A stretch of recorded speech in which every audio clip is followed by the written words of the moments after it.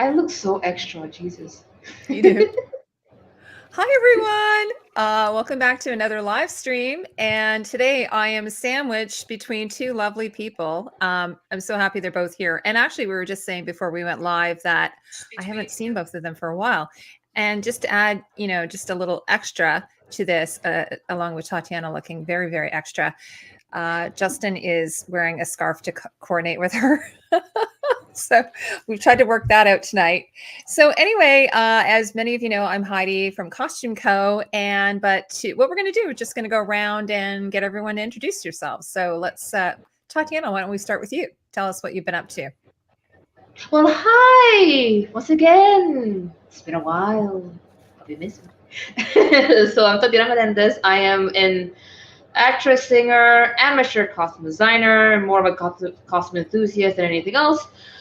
From Puerto Rico. I am in Puerto Rico. And I am dressed like a mad woman who just ransacked her jewelry box because, hey, it's the Gilded Age. They have like all of the jewelries and all the satin. So if they can, why can't I? Exactly. And yeah, currently I'm in a play. I'm in a musical. I'm Miss Norbury in Winkles a musical over here, which is fun. I sprained my ankle last week, so that's not as fun. Oh no! Yeah, I did a stupid. I was like going from the sidewalk onto the street, and I did not realize that my shoelace was untied, and I went weep, and yeah. No, I was going to say I thought maybe you did it during rehearsal, but it was outside of rehearsal. No, it was just me being dumb at 5:15 in the morning going to work. Actually, I was scared, my friend Ro, he says, I always picture you, Heidi, wearing a tiara. I have a tiara somewhere. I'm just looking for it. I found this is my Halloween hat. I found that was my like raven hat. Tatiana, we did a Halloween last year. So I'll see if I can, maybe during the commercial break, I can find my tiara. Okay. Nice. Just kidding. There's no commercial break. Okay. Next up, we have Justin from you've changed your name to just Top Shelf Edits. Well, that's what I do now. So I edit and I do content strategy. So thanks for having me. This is one of my guilty pleasures. There's something about the scenes where you have just like plating happening on the tables, just like Downton Abbey, you know what I mean? Like these establishing shots they have where they go in and they see people putting down flowers and all that really just gives me calm and comfort. I don't know why, but also, I like history because I'm a lame guy. So like, it also is cool to like cross-reference this show with history, which we'll do a little bit today. So thanks for having me on. Well, it's always a pleasure to have the two of you. I just want to say a few hellos. So hi, Carl. Thank you so much. He's sharing. Stop, Carl. It was so funny. Carl, it was so funny because when we were on Tony's stream last weekend, Tony said, Carl, get in the house. So that cracked me right up. Hello, Coral. Natural Selection. Hello, Heather. She says, hi, guys. Ro, I said hi to you. Hello, 30 days. Oh, it's been ages since I've seen you, Justin. It's nice to see you here. And hopefully I haven't missed. Hello, Sue. So thanks everyone who's come in so far. So if you don't know what we're talking about tonight, we're talking about the Gilded Age. Woohoo! Season 2. As someone said on Twitter to me today, it's her guilty pleasure. Tatiana, would you refer to this as a guilty pleasure or do you take it dead seriously? I like to call it more like Passion of the Nerd calls it a candy show. It's a candy show. Is it fat? Is it nutritious? No, but it has pretty costumes. It does, for sure. And Kristen Baranski. Anything with Kristen Baranski, my queen Audra McDonald, my other queen Laura Benanti this season worked, bitch. And Kelly O'Hara, and my mentor, who I have been taking classes with, Mr. Patrick Goddamn Page. I will head first. I will scream, and I will go screaming into the water and drown and die. But I will die happily. That is sensible. That is the most sensible thing I've heard all day. That's a sensible take. What about you? What about you, Justin? I mean, I feel like I need to top that, but I don't know if I could. I'll go skydiving without a parachute. I don't know what I'll do. Yeah. Tatiana, such a gambit going here. But yeah. She's the queen. Like, I mean, we always call you Marjorie, but I really think that you're the queen. You're like, you're Cersei. Come on. Well, Marjorie was a queen for a bit, for like 5 days. A day. Like Yeah, actually, no, you're right. No, you're right. Second husband. Yeah. Hey, find a teenager to marry later. Let's get to the Gilded Age. Find a teen to marry later. We'll deal with this. Yeah, let's get. She married Joffrey. Was a queen for like 24 or like 12 hours. He died. Technically, still the queen though. You're right. She is. Okay, so she is a queen. All right. I'm the Queen of Thorns, though. Yes, you are. All right, now Justin, what about you? What's your take on this show? I like it again. Yeah. Does it take itself seriously? Is it a bit campy? What do you think?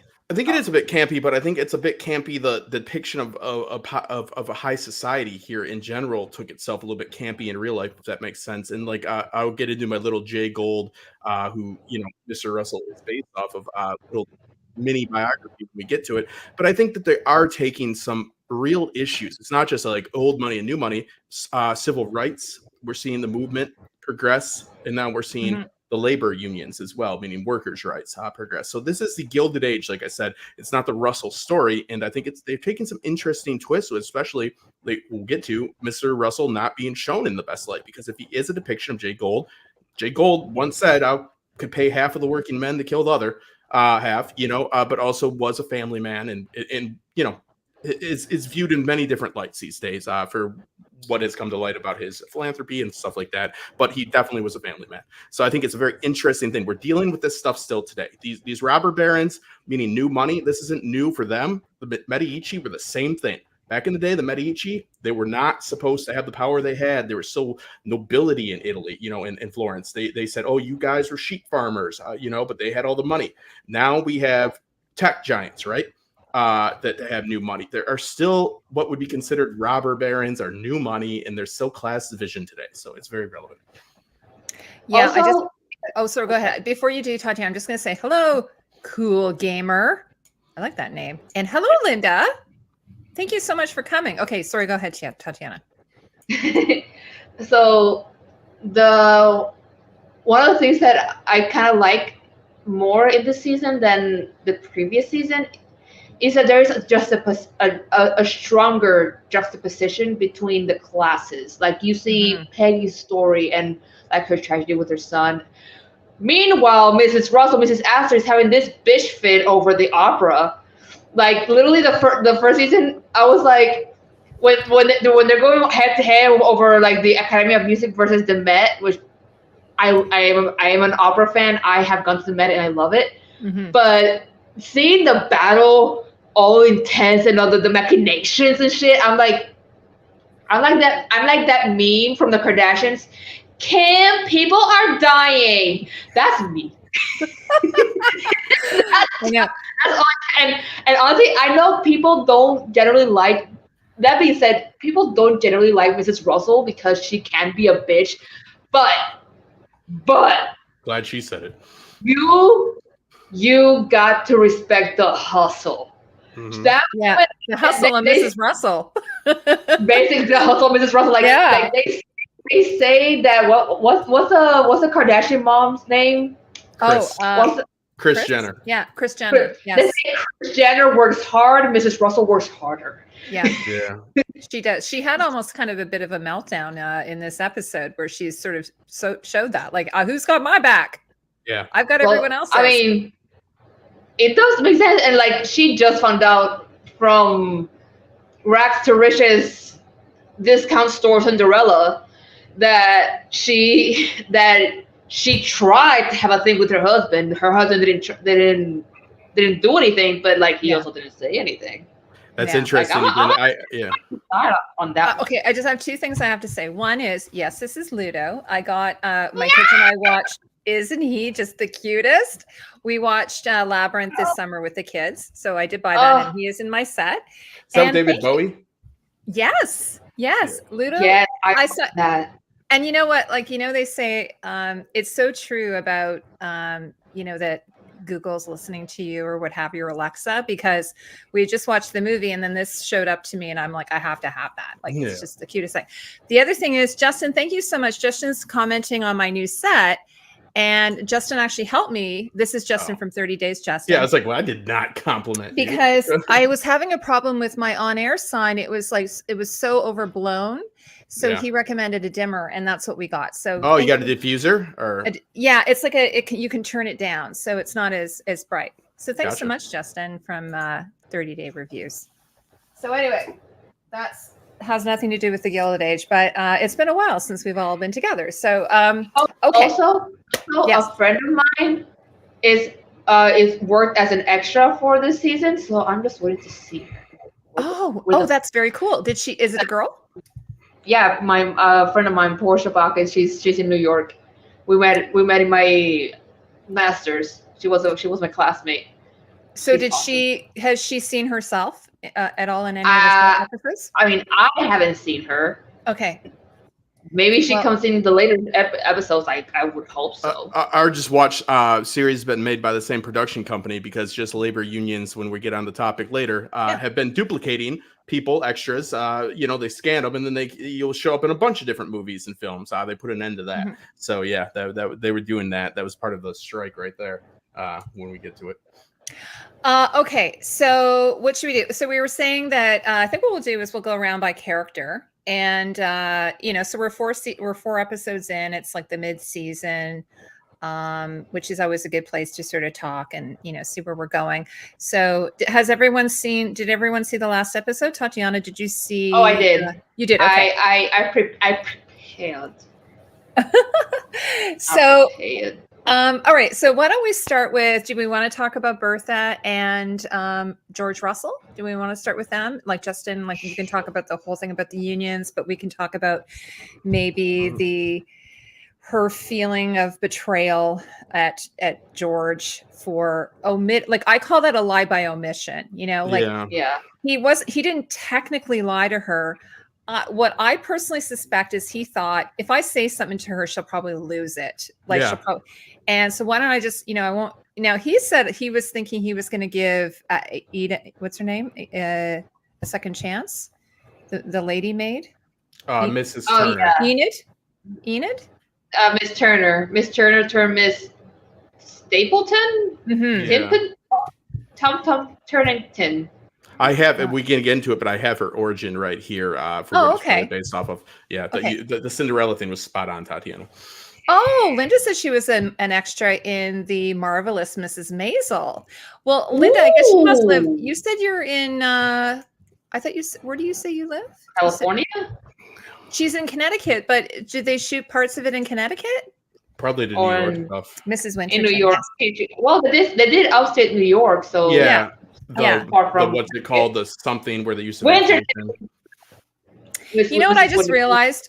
I'm such an idiot. I just realized that Archie Baldwin is played by Tom Blythe, who is in the new Hunger Games movie. I didn't even realize that. I'm just looking at the cast list here. Okay, so let's start with George. He plays his son. Okay, good. Yeah. I didn't even realize that. I'm kind of an idiot. Okay, so let's start with Bertha and George Russell, and then we can talk about the kids as well. So, what do you think about how do you feel about how Bertha reacted when she was basically in her own home, was dissed by Mrs. Winterton, and then that's probably, I feel, maybe what made her the most angry, because she found out about it from her former maid, right? That would piss the F out of me. Yeah. So, Tatiana, let's go to you first, and you can tell me. She's got her fans, so things are going to get serious. Oh, honey, you think it's going to get serious? Excuse me. Wait a minute. God damn it! Oh yeah, she's got the 2 fans. It's a 2-fan. Waving the cool air away. You think I'm not serious, bitch? Well, I got the shirt on, and we're gonna have. This witness has really gained a lot of credibility with these 2 fans. She busting. Oh, honey, Yes. 3 fans. Oh my Wow. gosh. Yes. 3 goddamn fans. Yes. Amazing. Thank you, Spain. We got the gups in Spain. Dual wielding, says, oops, sorry, says Carl. Okay. So Tatiana, while you're fanning, yeah, what do you think about all that? I would have cut a bitch. I ganged up on her. I would have gotten my homegirls, and I got a lot of homegirls. I would have paid someone to get her in a dark alley, and I would have left her face unrecognizable. Well, hopefully you would get her out of that gorgeous dress first, because that dress was amazing. Yes, it was pretty. Yeah. But like, yeah, no. Like, first she sees that this bitch that she fired became rich with her legs, with what's between her legs. Then she is forced to entertain this bitch because she need her husband for the goddamn opera war. Then this bitch comes to her house on the pretense of, oh yeah, let's join the opera, woo! And said, oh wait, no, no, we're supporting the academy because you're a bitch and I slept with your husband. Fuck you. Yeah, and it wasn't even the evening. She did it like at breakfast. She did it at brunch. Brunch. Wait, brunch, bitch. I'm gonna go 3. I'm gonna go 3, bitch. I'm gonna go 3. I'm like, I'm a bitch. Girl, no, absolutely, goddamn, not. I'm just gonna. You know what? I need a drink. Your tiara hasn't even moved this whole time. No. Tatiana's tiara has stayed on, like, secure, like, even during all that fanning action. It is secure. Justin, what about you? Or actually, maybe you're not done yet. Am I? I don't have to be done. Like, it makes sense because what the hell can she do with Turner bitch? She's protected by one of the richest men in New York. But her husband has to come back home, and you know what? He needs that she can't. The only that she can give him the snoo. She ain't gonna give him no snoo. And if there's one thing that man is, he is a simp. I will say, he is a horrible boss. I hate him as a boss. Don't be a boss. You suck. But we would be so lucky to have a man who sims for us as that man sims for his wife. Which one? Russell or the new man? George? Oh, really? Okay. I have to say, like, this season I haven't been super crazy about George, but the one area that I really did love him is how he defended Gladys and how he went to her and, presented to her this marriage proposal for Oscar, which I thought was just ridiculous. The whole thing from start to finish just was like, what? And then he said, no, I'll defend you. If you find a husband or, a fiance that you love, that you want to marry, I'll go to bat for you. I'll buy you time to fall in love. Yeah. Yeah. So what about you, Justin? What do you think? Okay. So here's the situation. This is okay. I'm not saying I wouldn't have done what he did because it's very, it is very appealing at first to do that, to just cover it up because you don't want to deal with any of it. You didn't do anything wrong, so you're going to bring it up and it's going to be a problem, right? That is the wrong thing to do, because if they do find out, you can only do that if there's just zero chance, which there never is, of the significant other of finding out, right? Even if you're not around, because now what's happened is she has been lied to. She feels like she's a fool. Like they treat her as a fool. And if he's lying about one thing, what else could he be lying about? That's where he messed up with Turner, because now he lied once. So why should she believe him that he didn't do anything, Turner, even though he didn't? It is best to just take your freaking punishment up front and deal with the catastrophe. At least being honest is the way to go. But I'm not saying it's not appealing, and it's not something I've done in the past of saying like, well, I hope she doesn't find out about any of that and then move on. But yeah, it's not ideal. So like he I think what he's done is very realistic, because he didn't do anything wrong, but he didn't want to cause a mess. But he has therefore made his wife feel foolish because things are happening under her nose. She, like she has to be thinking in her own head, oh, everybody's laughing at me. They don't want, like, it's like if you, even you, Heidi, my friend, like hid something behind my back about me, like to save me grief. I'm not like I'd rather the truth. I think we could all say that, right? So yeah, I think it's a I think that it's a realistic thing to do. It's not the right thing to do. Yeah, no, I think it was very realistic too. And the fact, and he kind of had forgotten about it. Sorry, go ahead, Tatiana. No, I was gonna say, even then, even in her anger and her very, very righteous fury, vindicated because I hate being lied to. Yeah. She still helps him. When he asked her, please, can you please help me? And she's like, can you please come downstairs? And he's like, fine. And she comes down, and to entertain for his benefit more than hers, because it doesn't as directly benefit her as it does him. But that shows them love, and that's one of the things I just love about their marriage, because those two are a power couple. Those two are a power couple. If ever I see now, they will fight, they might yell, and they will be vindicated, but they have each other's back at the end of the day. And that's why, like, as much as people might hate on Mrs. Russell because she's a bitch, although honestly, she's new money. She had to help her husband pull from the goddamn shadows, and she's new for reach. She's tearing down the system. I thought we liked rebels.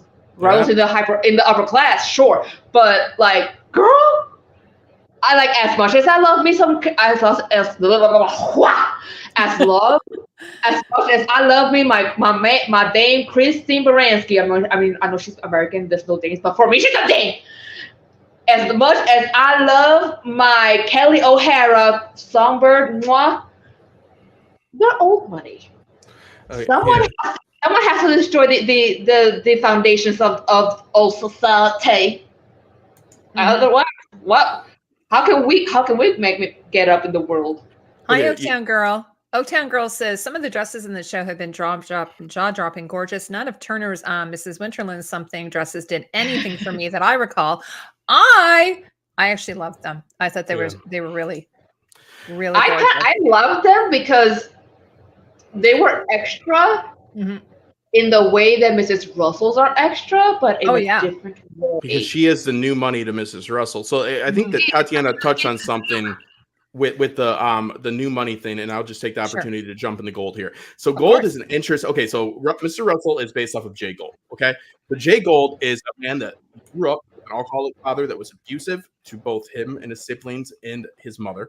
So this is a man that started off by being a surveyor. That's what gave him a keen eye for railroads. He was a man that started doing taxidermy. He get pelts and stuff, and that's what gave him a little bit of insight into Wall Street, meaning like how things are priced, the market. Because you got to remember, there's macro and microeconomics. Gold is a man that thinks about not how much money are you guys making. He's thinking about how much is the money worth. So like there's a bigger picture here. So Jay Gold at one point, when Tatiana was just speaking about, we're gonna take down the hierarchy, whatever, which is true. Jay Gold at one point wasn't even allowed in New York, except for on Sundays. Fun fact, because on Sundays back then, even if you were a criminal, you could come in, and that's when he parlayed with the Vanderbilts. But the Vanderbilts had ran him out of New York. He was out of Jersey City. He was working hard. He took some methods that are considered to be, like not all that ethical, but like dumping and pumping and stuff at the Wall Street with stocks. But he did work hard to get where he is at. The point is, and that he had the fight to get in on what would have been a monopoly of the railroads. He bought in. Vanderbilt didn't want him. So he, just like Mrs. Russell, we're seeing it with Mrs. Russell with the balls and the opera that seems superficial, right? In this series, it's like, oh, these people, they just care about like the extravagant things in life. But like this old money versus new money is a very real thing, like I discussed before, that has gone since the beginning of time. And if it's based off of Jay Gold, which the creators have said, it's a very interesting man. In this episodes, the last few episodes, we've seen the first union strike. 1892 is the first season. 1893 to 4 is this season. So what we're dealing with here, I'll bring him up, is the man that once said, right? Because how are we still going to like this guy is the question I'm asking. That once said, we can hire half of the workforce to kill the other, meaning half of the poor that kill the other poor, right?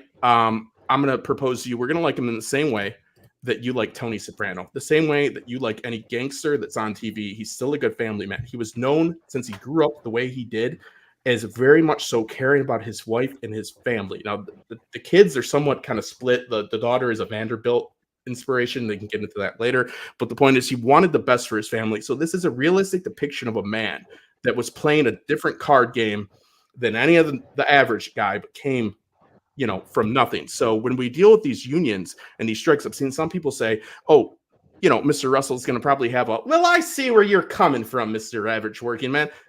Again, no, I don't believe that will be so. I think that's where this series gets serious. So we can go really quick to, this is the strike in which they're depicting right now. Great Southwest Railroad strike. Railroad strike night 1896 was a labor union strike against Union Pacific, Missouri, blah, blah, blah. Let me get to the point. So Jay Gould used a lot of unethical actions during this against the Knights of Labor. He paid, you know, the newspapers to say, like, you know, things that weren't true about them. He boxed them out from the other unions, didn't join. There wasn't collective bargaining. There was 10 people killed in this. The Pinkertons come in. At one point, before the strike was settled, these 10 workers were killed, state troopers, Pinkerton agents. Like we saw in the series, they say, we must be prepared to even, you know, spare our lives, or, you know, to lose our lives. This is very much true. This was.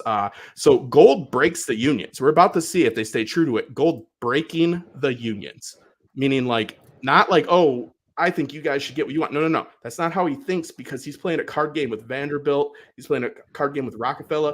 That's what he mentions, the market. He's thinking in macroeconomics. I'm not saying it's right or wrong. It's just different. He can't let this industry, his workers, do something that the industry doesn't consider to be normal across the line. So I think it's really interesting that we're going to see this with the civil rights movement and the workers union. We're going to see a series of events that leads to a union that actually is successful for a while, the union that we have right now, because the Knights that we're seeing right now, the people that we just saw in their house in one of the last episodes, blah, blah, blah, they're known for their protest songs and all this, but the issue with them is they also were known for a little bit of racism. The Knights of Labor Chinese Exclusion Act, because there's Chinese, you know, so like, just, I grew up in a union family, very clear here. My dad was a union carpenter, so was my brother. I wouldn't have had the upbringing I would have had without the union, but I do see flaws in the union as well. It's not just necessarily good because they want workers' rights. There's other people that get too empowered and stuff like that. I've seen the fall of the unions. I see my parents every month worrying that my dad's check will come from his retirement. My brother was only a union member for 6 years, and then he couldn't get any work, and everybody had to move south. So the point is, unions aren't inherently good, even though that they have this like venture that is like, we need to have workers' rights. All that is fine, but there's corruption everywhere. So Jay Gould was a man that never let into the unions, people. He never said, oh, I get where you're coming from. He did get it. The guy got it. He just couldn't afford to get it because he's playing a different game. So I think what we're seeing right here is him breaking the unions this season, but there will be, because of this, a new, the American Federation of Labor starts after this. They leave out the politics. They don't get into the socialism and communism. And this is what we still have today. So you'll see a series of strikes, and it will lead to better worker relations and better worker, compensation and collective bargaining, meaning somebody that owns railroads like Gould, it really sucks when not your railroad workers are just striking, but your steel workers, your coal workers, your grain people, the people that are shipping things. Get what I mean? Like, it's a very intricate game, and I do applaud the series for looking at it. They've stated very publicly with the strikes that are happening in Hollywood.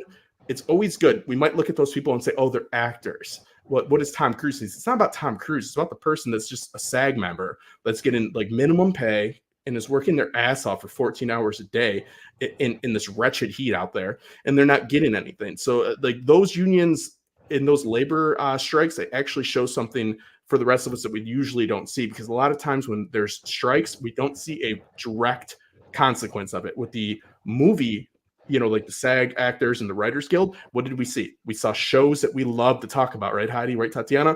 We saw them stop being made. So it's a great use of it. So these people care a lot about depicting the civil rights movement, which somebody could do something similar. I have a whole in-depth thing. I won't talk everybody's ear off about it, but I think it's very important to look at this and realize that this isn't going to be a story about George Russell saying, I don't know what, fella, I really appreciate you, and I see where you're coming from. That motherfucker sees where they're coming from. But he is not, that's not how he's built, all right? And it's not good, it's not bad. It's bad for some people. It's just its reality. So I really do applaud them on that. They're taking it very seriously, and labor laws are important. But unions aren't inherently good. They're not inherently corrupt. There's good and bad everywhere, and I think it's worth seeing it play out. Yeah, actually, I was going to say that what Justin, you were saying earlier, I think it's interesting that, and Tatiana, you were saying the juxtapositions between the wealthy and then the working class. And then I think there is a juxtaposition between the show and then what's happening in our real world as well. So I think, and also the fact that they are using actual historical stories and characters in this show. I just wanted to share one thing. I have to go back a little bit here. Regarding Ina's dresses or Turner. That was Oaktown Girl. Please throw up one of Turner's dresses on screen for me. Sorry, I had to. So while Justin was chatting, I just I went and grabbed a couple. So we can, you guys okay if we look at those? Mm-hmm. So this is the one that I love, the one on the right. And actually I'll do a plug while we're showing this. So these two outfits here were made by Eric Winterling, who I'm going to have on the show on Tuesday. So you have to come and check it out. Yeah, so his studio in New York made both these outfits. So you can't see her full outfit here, but it's like a water silk. And I think it's stunning. Like, I absolutely love it. And then this is the one I think that she wore to, the Duke. I think this is from the last episode here. And that, again, I don't like much. You don't like that one? It looks too busy. Like, it could do without the lace at the chest. Yeah. Well, I think it's kind of like it's a little bit like, we were saying she's overcompensating. Right? She's overcompensating. Yeah. She's doing that. Yeah, I can see that. But it's like I just got a bunch of money and I'm wearing a suit full of gold. Well, and it looks really weird because she's got like she's got like a yoke on the dress, but then she's wearing like a necklace on it, so it looks sort of bizarre. Like, can I say? I mean, she is meeting the Duke. So it's like, this is what she's trying to dress to impress. Yeah. And it's Duke of Buckingham. Yeah. But what do you guys think of this one though? Oh, that was. I like it. Her hat made me think of like one of the things that I love the most about this season is that they immediately knew what we wanted to see, and it wasn't the characters, it wasn't the storylines, it wasn't even the dresses. It was hats. Yeah, hats everywhere. I'm like, yes, give it to me. I think it's Jay Esquire does a lot of the hats, the women's hats. A lot of them have a very similar shape, like this one that Enid is wearing here, Turner. I've noticed like even Marion wearing this sort of shape, not quite a little topper, but sort of with a bit of an angle on it. It's kind of like a bowler, but not really, right? Yeah. It's sort of a little boxier than a bowler, right? Yeah.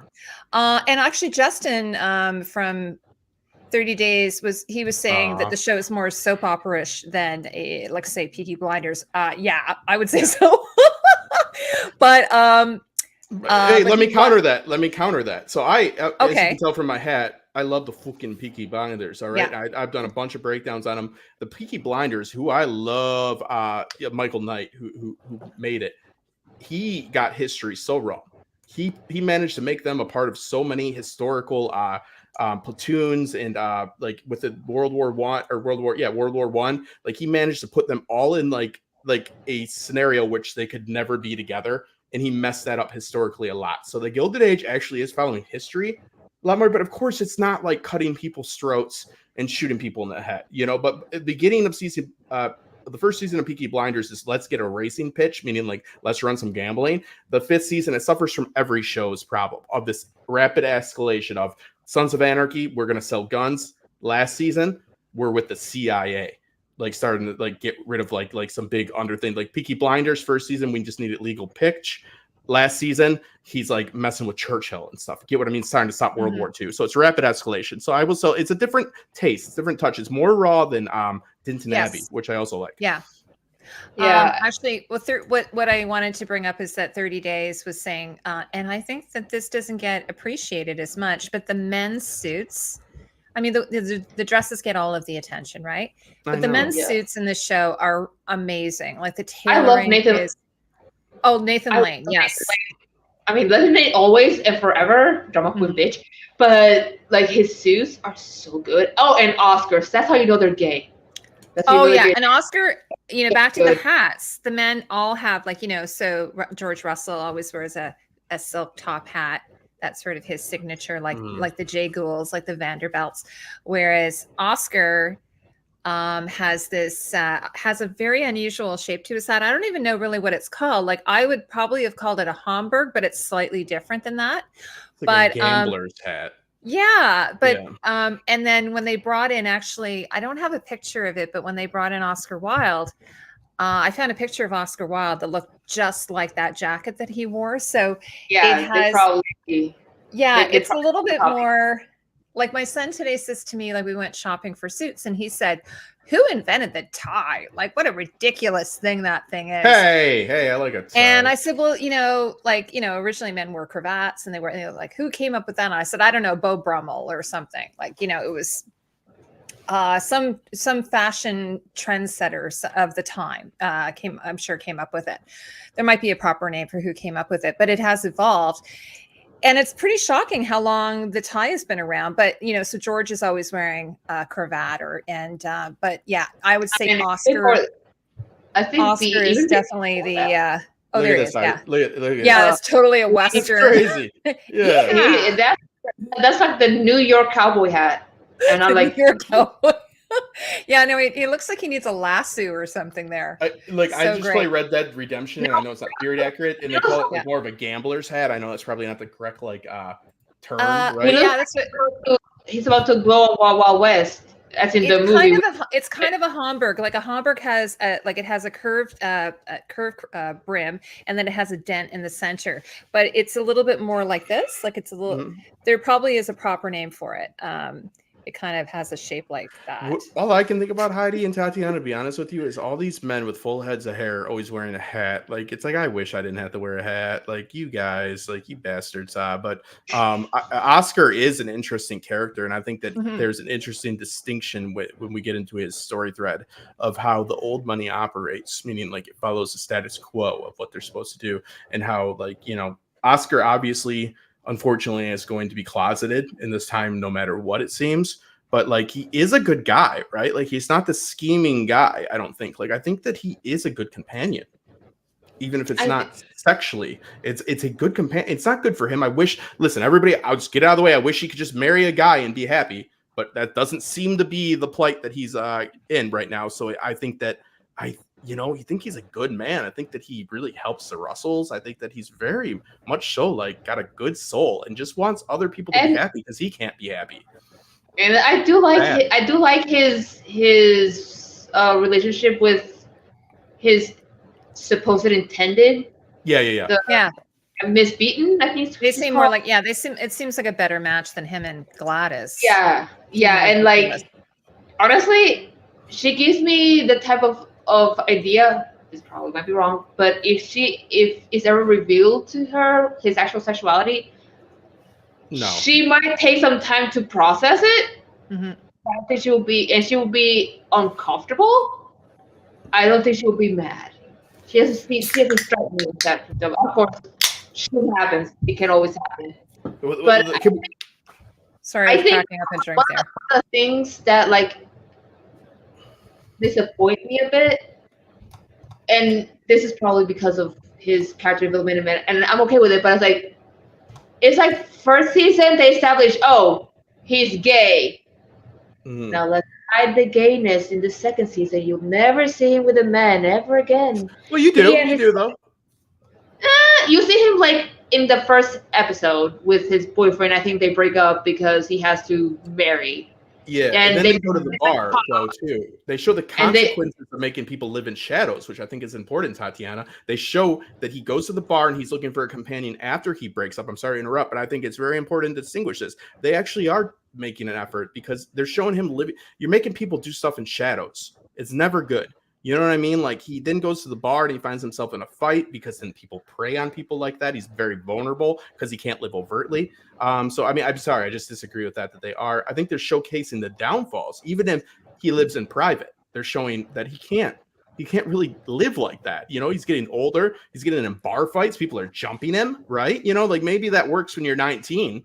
And none of it works in general. Again, I just have to be clear. I don't agree with it in general, but like you see what I mean? Like it's hard. It's hard to live that life. Lorelai. Hi, Lorelai, by the way. Lorelai says that she thinks he's scheming.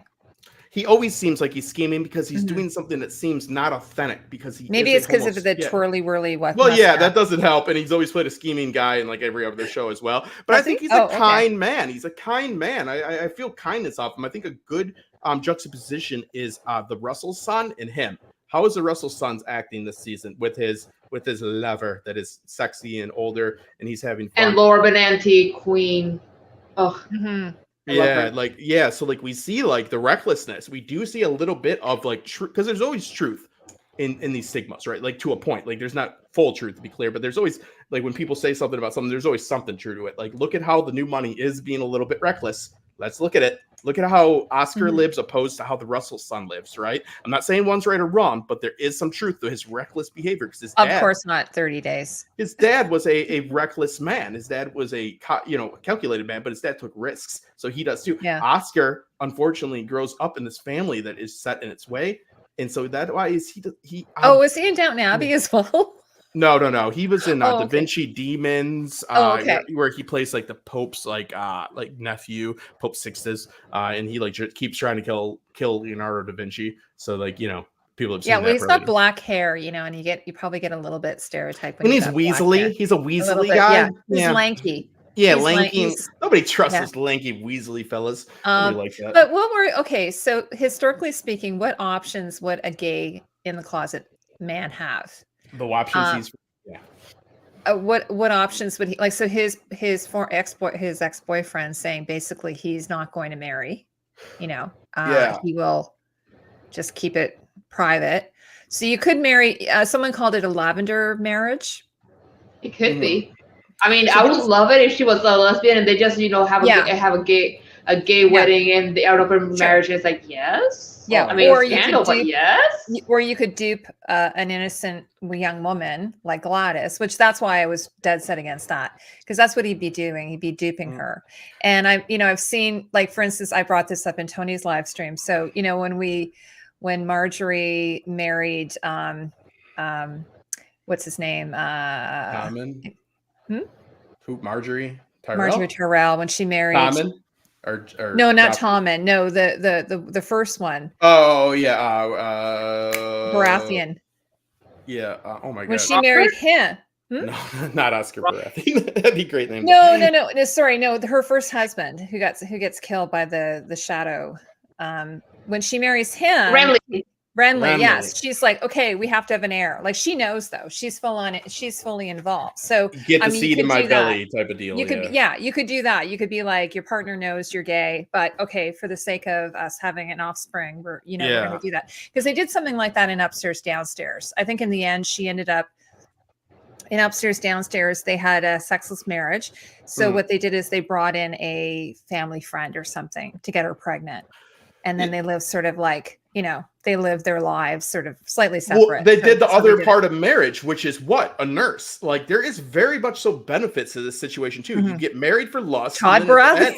And then at the end. Sorry, who's Todd? You stayed married because you need each other. Like looks.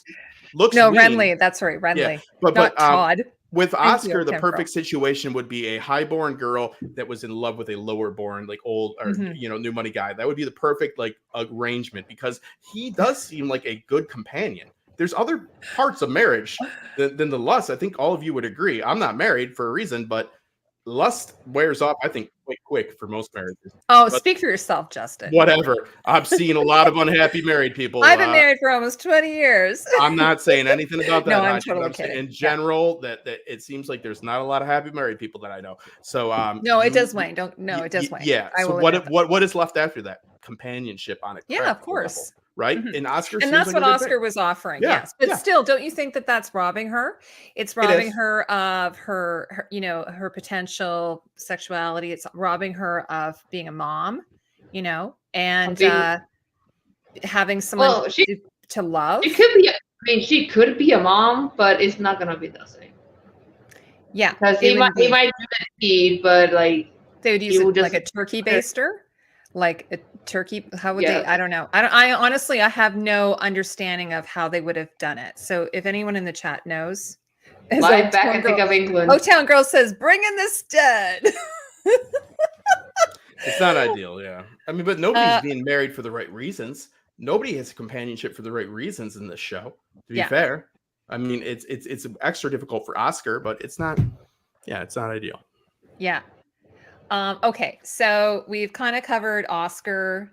We've kind of covered Georgian and Bertha.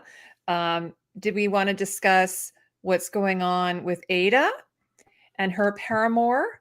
And excuse me, and poor Agnes, because she's feeling that Ada is having a love affair behind her back and it possibly could leave her. Tony was really weird on this. Like, so sorry, Tony, if you're here, I'm not dissing on you or anything, but Tony said, and what do you guys think about this?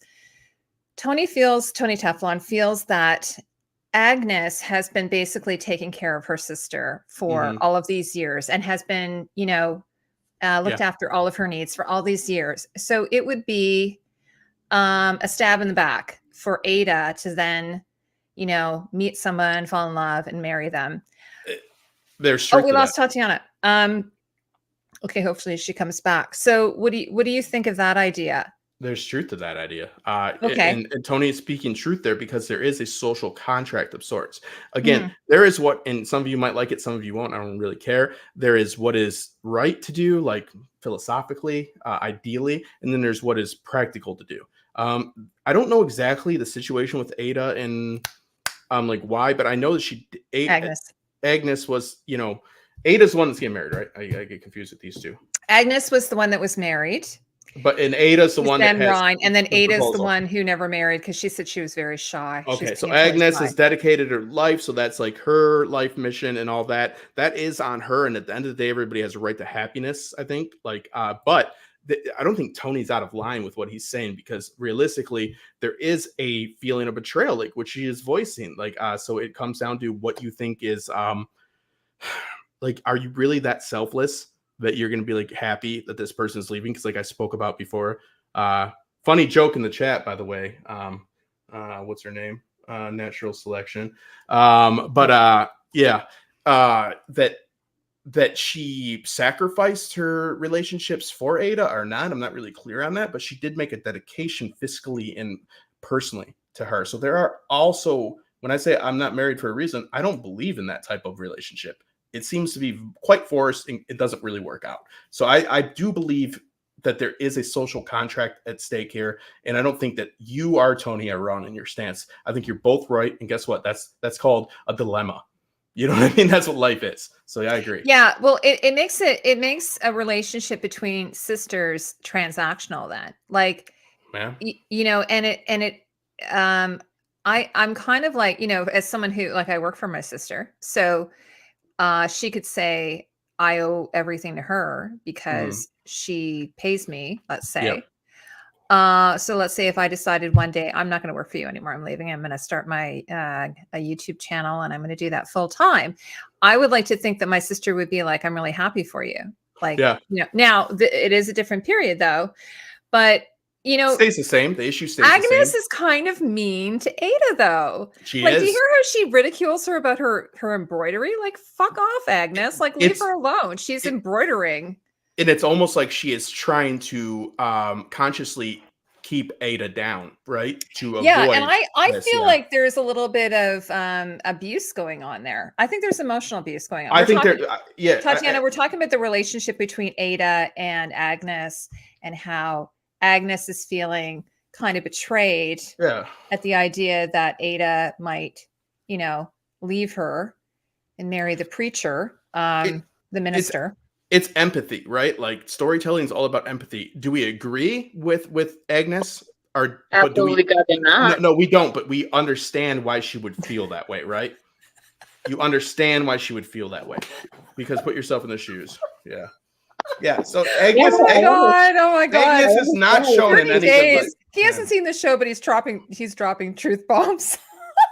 Well, only Agnes in a good light is shown with what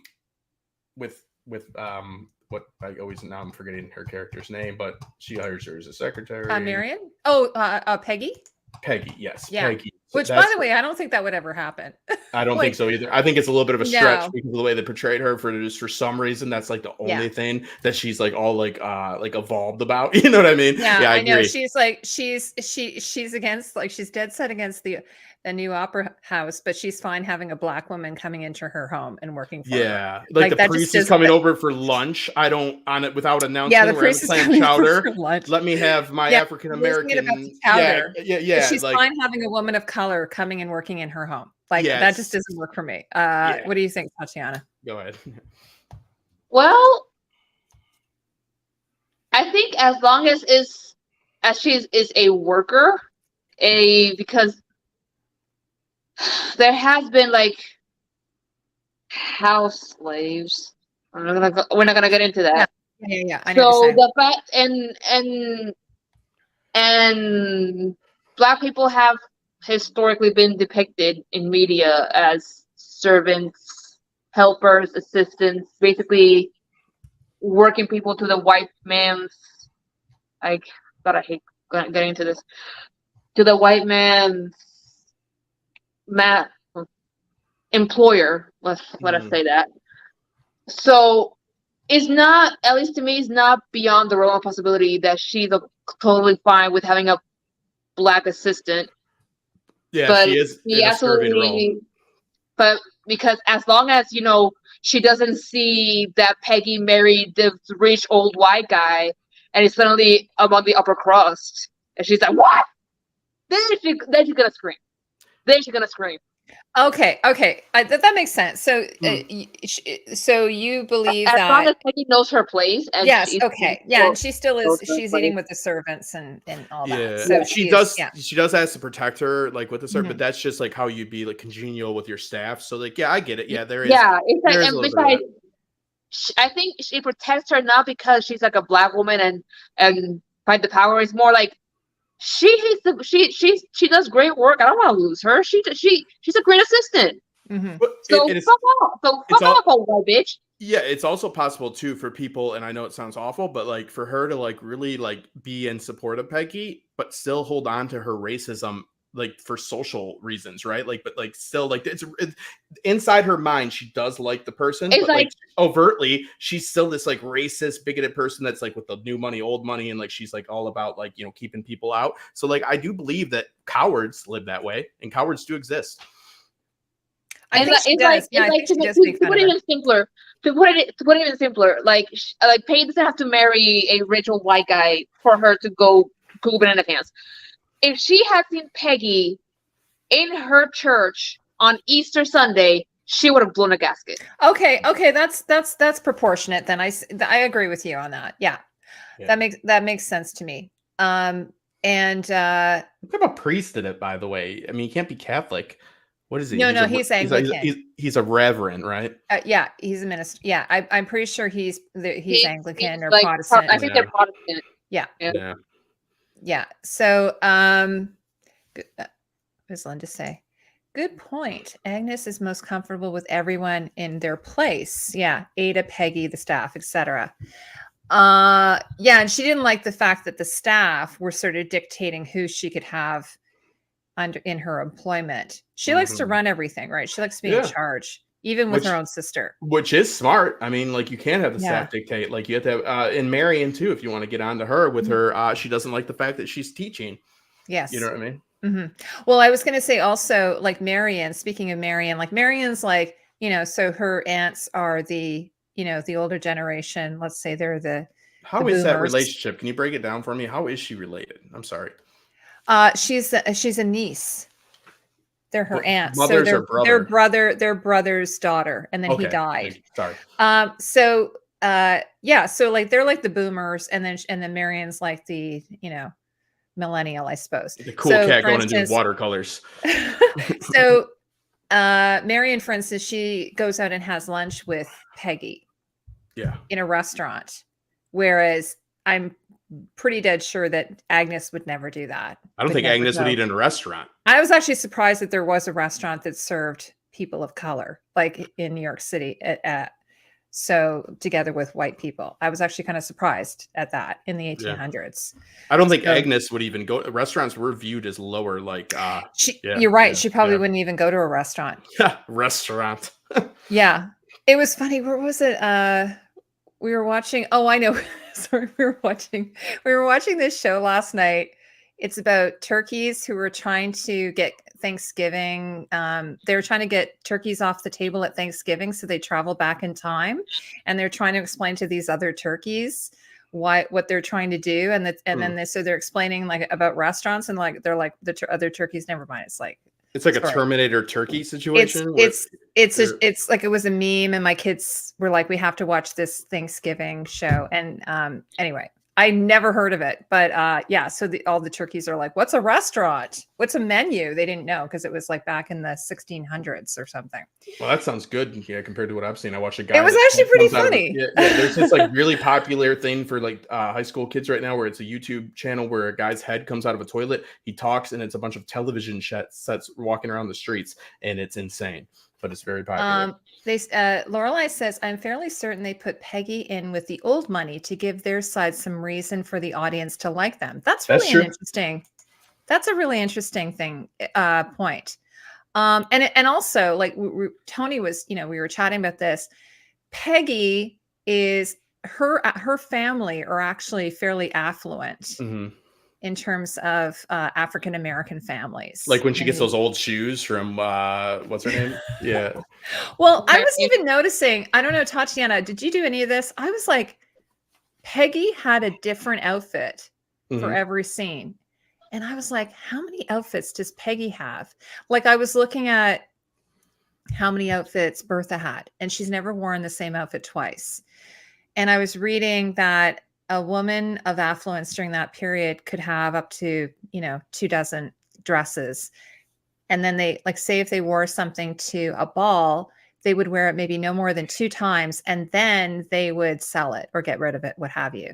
Kind of like, like celebrities today, you rarely see them at a red carpet event wearing the same outfit. So it was sort of the same idea. So Peggy, I'm like, I don't think I've seen her wear the same outfit more than once. Her mom has. Her mom's more, again, probably a little older school. But I was kind of surprised at that because I was trying to actually figure out how much money her family actually have. So they are, in terms of that time frame must be quite affluent.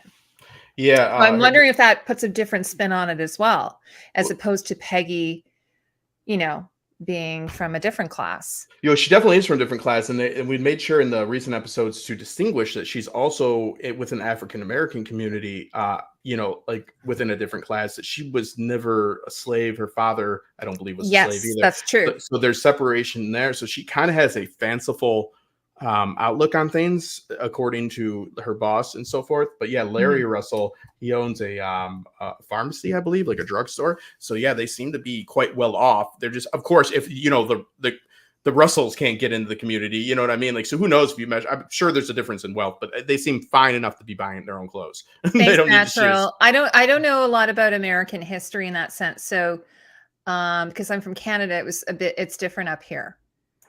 We didn't have now, I shouldn't say we didn't have segregation because we did.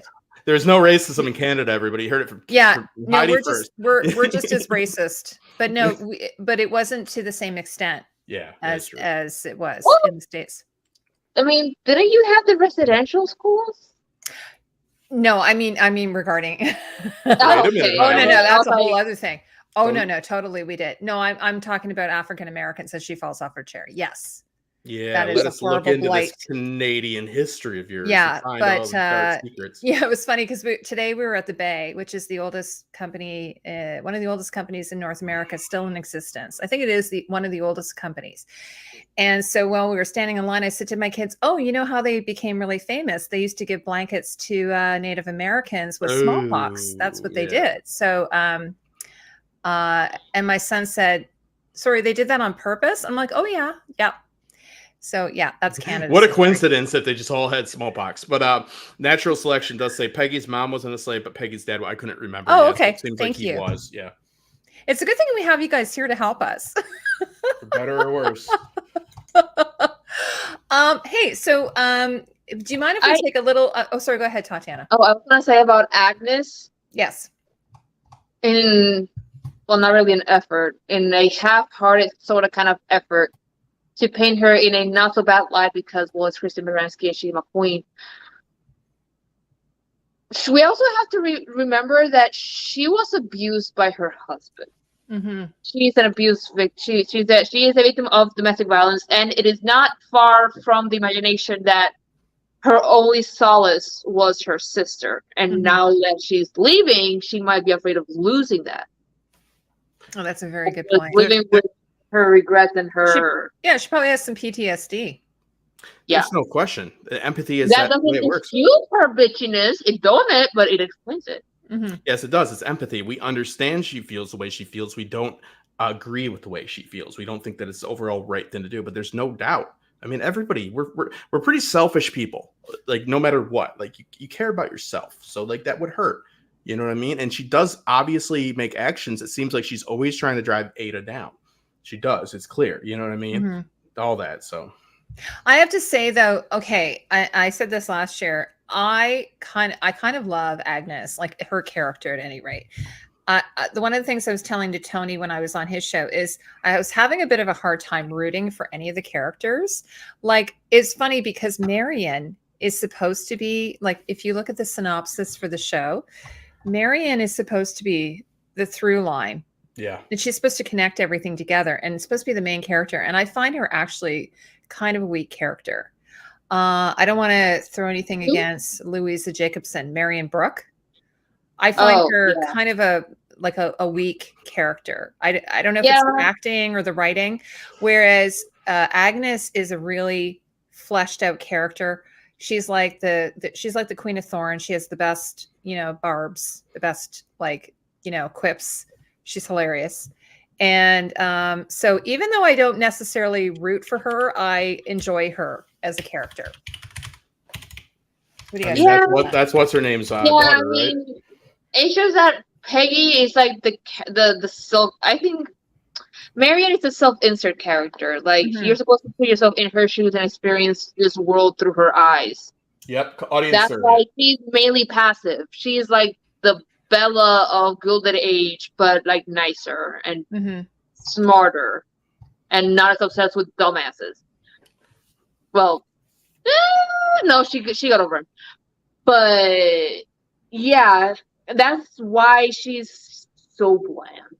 I honestly, I have the only dress I can still remember of hers. I think there's 3. I think there's like a light blue one that's kind of pretty. Mm-hmm. The peacock blue and bronze, the ones that you hated but I liked. Yeah, because it was so extra. And the pale yellow dress that did not do her any favors the first time Mrs. Russell hosted a dinner. I don't know why. You know what? Honestly, I don't know why they put her in yellow. It's really strange. She blended with the wall. Yeah, like she's like, the actress is actually gorgeous. Like in IRL, she is a brunette. She's Meryl Streep's daughter, right? That explains the cheekbones.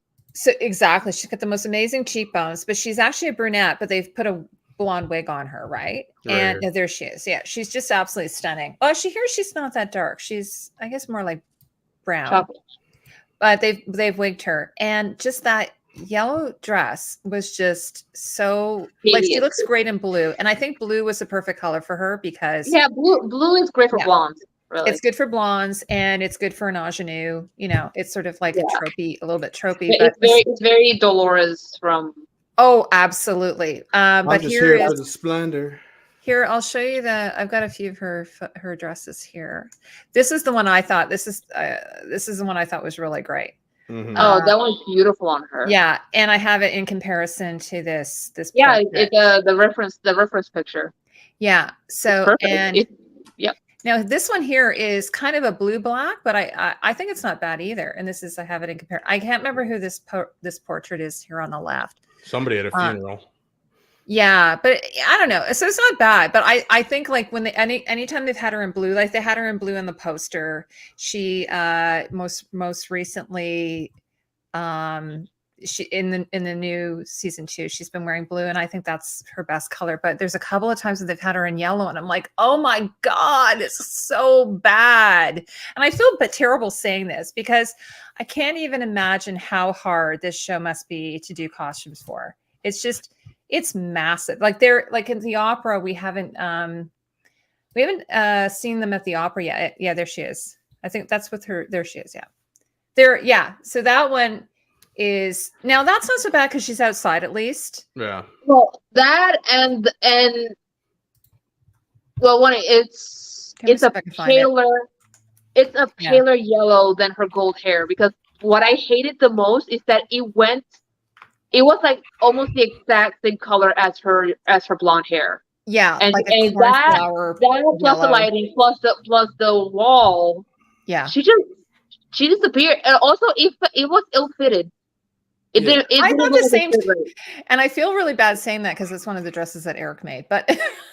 Sorry, Eric. Opinions to yourself. Sorry, Eric. I hope you're not watching this. Yeah, and I know a lot of it was done during COVID, so I'm sure there were some things. But here, Tatiana, I'm just gonna upload it, okay? While you guys are chatting. And two, I just wanted to touch on this, Heidi. What Tatiana said about pretty much she's an audience surrogate. She is absolutely an audience surrogate, and there's a give and take with that with storytelling. That she has to have everybody spew the exposition about how they feel about certain things, like how she had to find out the one woman wasn't part of popular society or high society because of like her husband, and she's the one that had all the paintings. Like she is like people just spew ideas at her, like they spew exposition at Marion. They're like, this she is there, so we understand what this society is all about. So she might be the through line and the protagonist, but she's there as a narrative tool almost. She doesn't have a lot of opinion on her own, right? She has to keep taking it. Oh, you shouldn't be teaching, right? Oh, okay. Oh, you shouldn't be. So she is there to have people yell at her and say things about what should be. That is the character. Is this the outfit you're talking about? Yeah. I don't think it does anything for her. The shoulders, the puffy sleeves on the shoulders, it don't do her any favors. Yeah. It makes her look more wide, and she's not. I think Big Bird wore better. And also this skirt is slim, and I think if it had been fuller, it would be more balanced. Yeah, and the bow on her neck, no. Looks like a dog. Absolutely not. What the hell? Oh my God.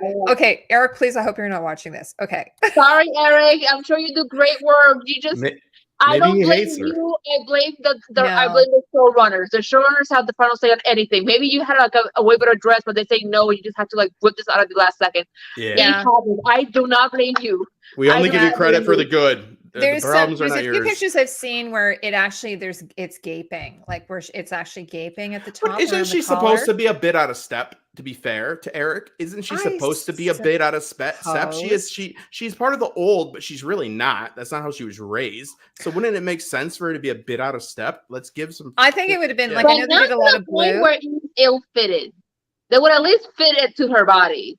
And so here's an ugly dress that fit it right. She wore some nice dresses of the era that like gave a sense. This no. Yeah, and I think the yellow for a date outfit is fine. Like for let me I'm gonna pull up this one if I can. I think wearing yellow on a date is a bold choice. I really do. Here's the one that she's wearing. Here, let me pull up this one. This is the one that just give me a second. When you're pulling that up, can I say that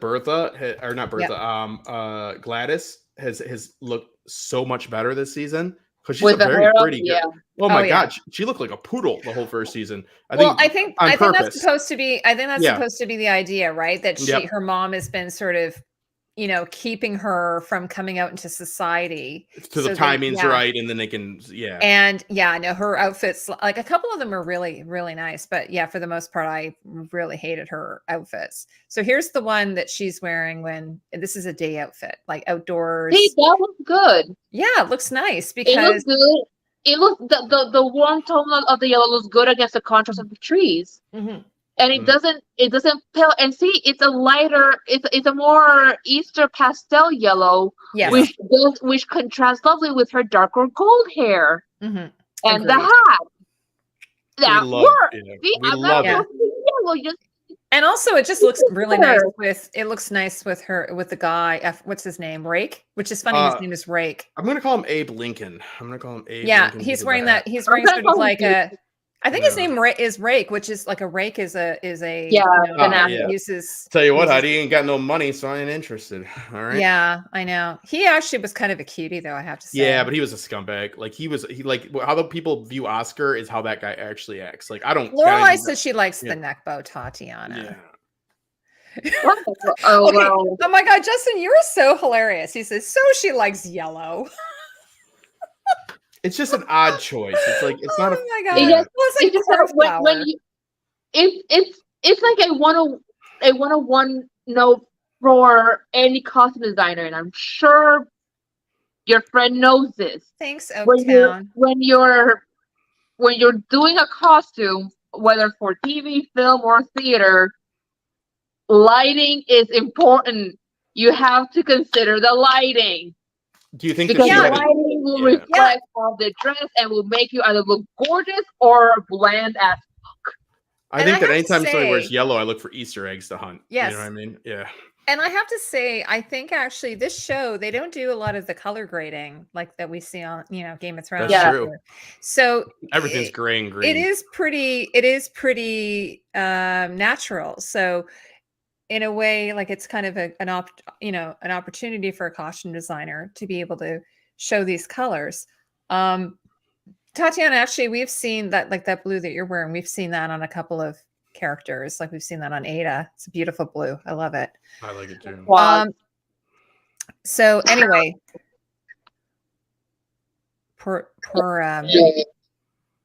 lighting on the outdoor was too much. It was blowing it out a bit, in my opinion. Okay, well, that's fair. That's a fair comment.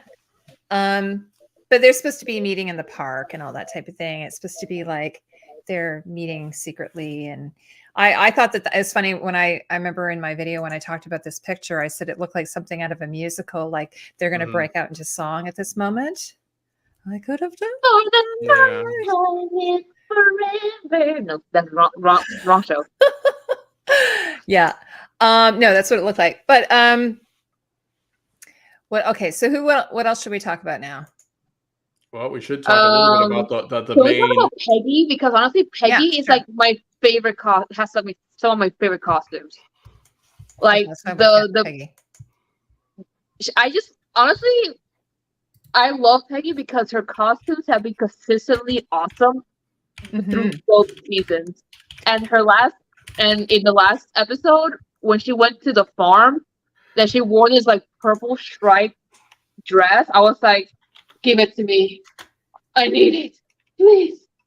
I have one picture of her. This is really interesting. Now I found it through this. I don't know if anybody watches Frock Flex, reads their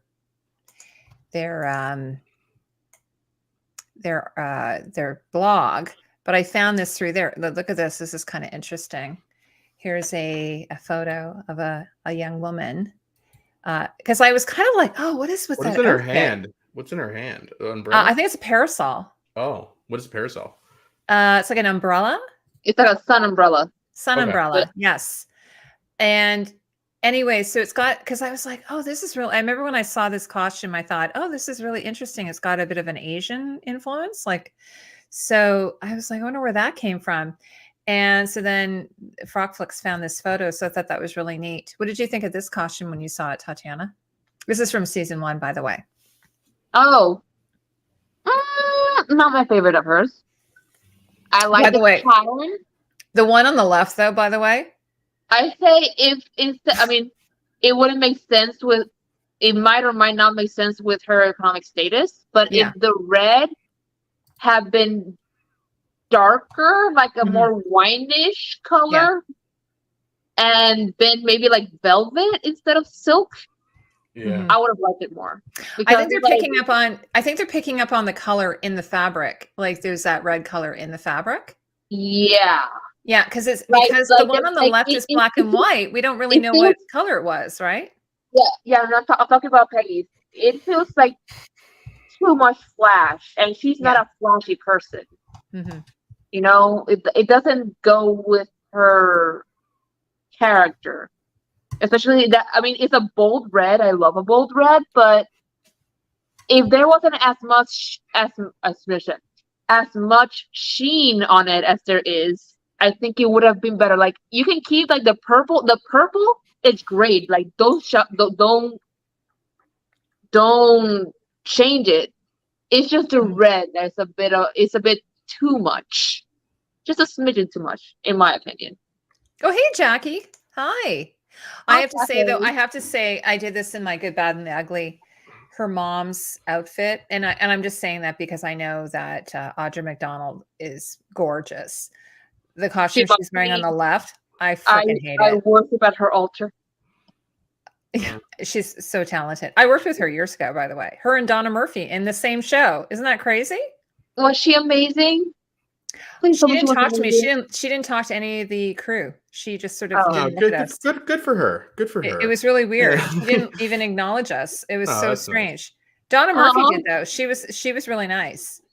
But anyway, what do we think about her actual storyline though? Like with the child and all that. I mean, there's a lot of big things that have happened. Well, Tony and I were talking about this because I think there was a very important scene with her. Sorry, I'll remove this picture. Where she is discussing warning her daughter about going down south, right? Yeah. Do you guys want to talk a bit about that?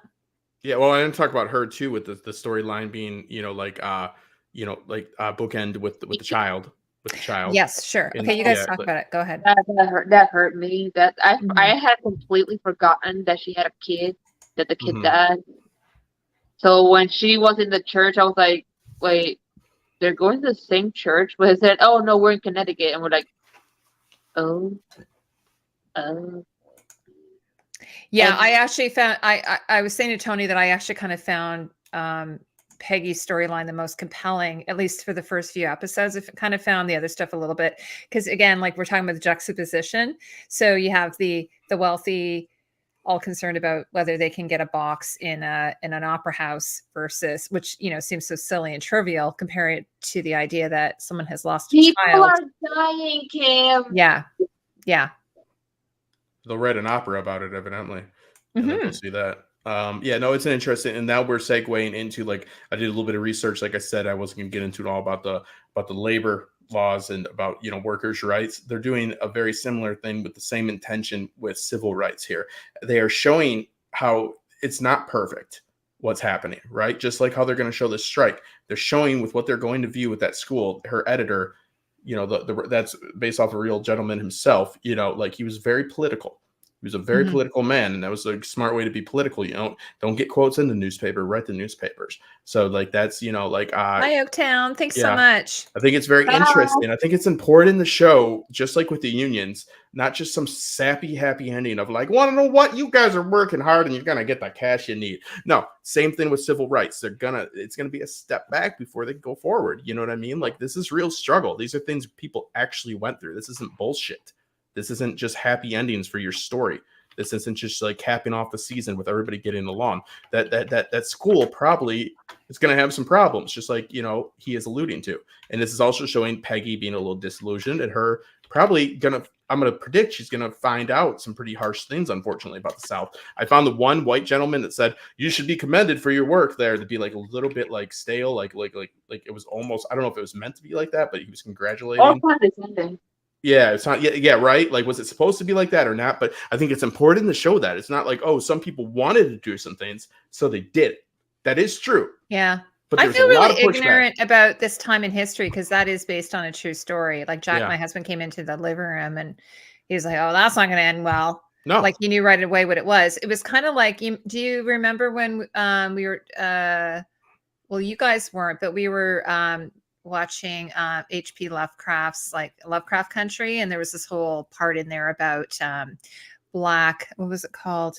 Black Wall Street. Well, yeah. You're talking about being bombed into oblivion, basically, right? And I had never known about this. Again, like I'm an ignorant Canadian, so I had no idea. So same thing with this storyline. I didn't know anything about it, but my husband knew about it, and he's like, "Oh, that's not going to end well." Yeah, a black man was accused in Tulsa of touching a white woman in an elevator. That was how that started, and it just snowballed into dropping incineration, like bombs, like fire bombs, whatever you want to call it, on that town. So it's I mean it's I think it's important to show the struggle. So I think that's and what I thank you appreciated was that it wasn't just one. It wasn't just one opinion. It didn't show, because a lot of bad shows depict I don't want to say the Black experience, but like the Black experience as like one experience for everyone, and that everyone deals with it the same. Yeah. Everyone suffers, but there's different opinions. Like I really like the argument that Peggy had with the other two guys at the dinner table, because it's like there's like the two extremes, and then there's her trying to like connect everything together. Yeah. So you need those people. It shows that, the Black experience isn't a monolith, and not everyone feels the same about one situation, which is something that I have seen a lot of shows just do lazily. Yeah, and things like Tulsa, like somebody just said in the comments, you don't hear about it. It's because the government did it. You know what I mean? Like, I'm not one of those conspiracy, but no, the government did that. That's why you don't learn it in your history books. So the parts of history that we tend to learn are the parts that are advantageous for our perspective about when we, the white people, help the Black people. We learn a lot about that, right? We learn a lot about them getting rights. We learn about their struggles, but we really focus on when everybody came together, for the most part, and bonded. So like, it's important to show, just like with workers' rights, that it didn't happen right away.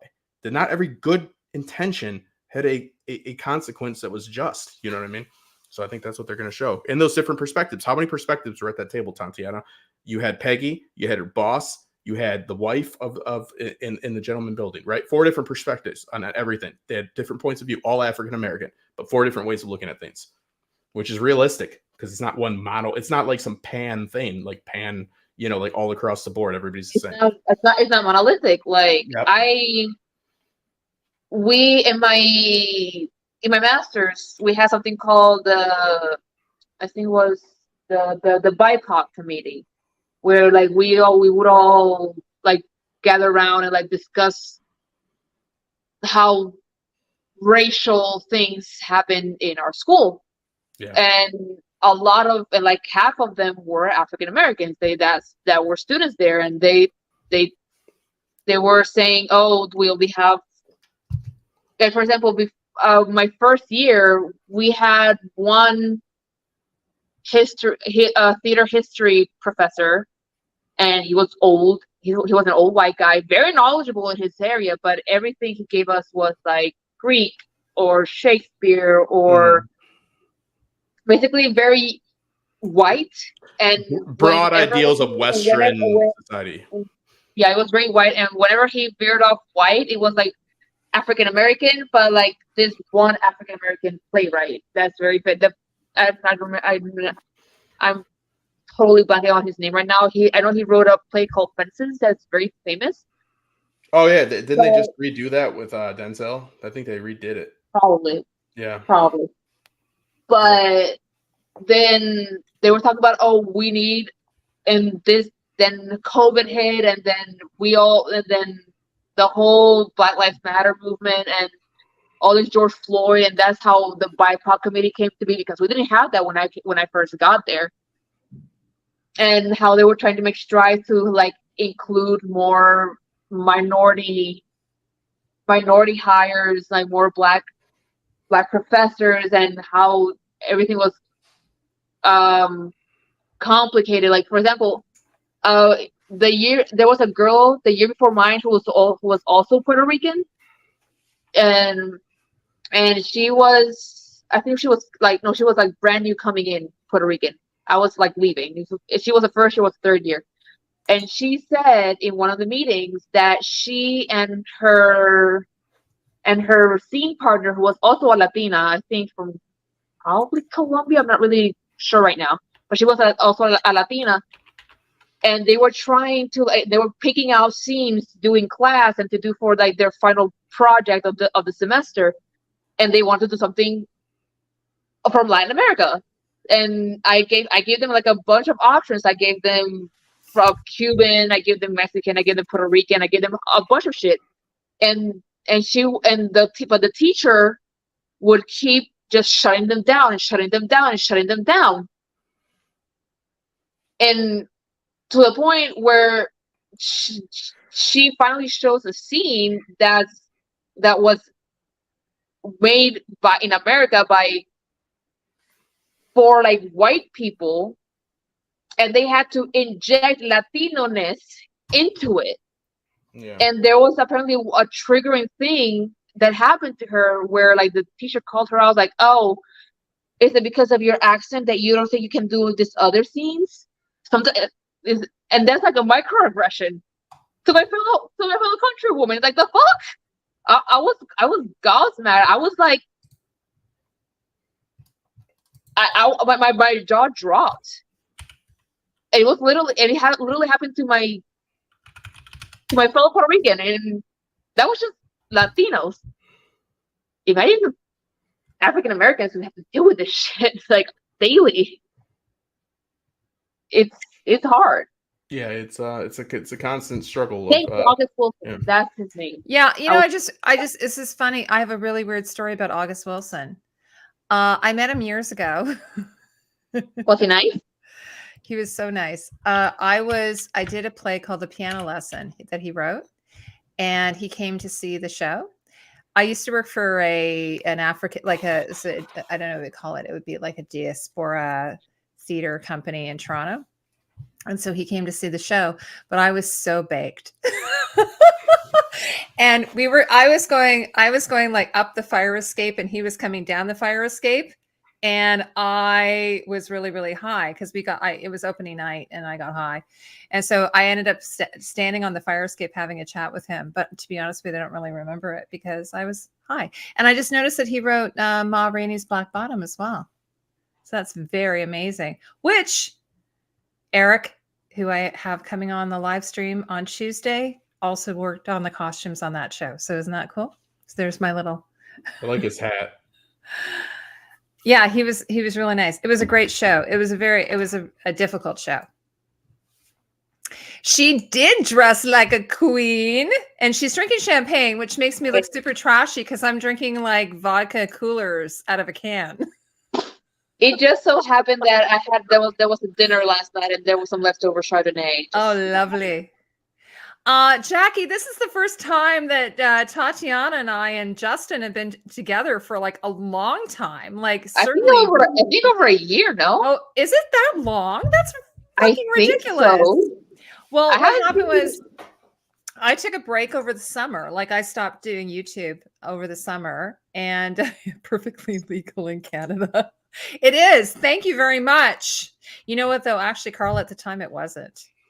It wasn't legal at the time. Cannabis. Ooh. It only became legal recently. So that was. Neither is the cocaine she laced it with. But besides that. Yeah.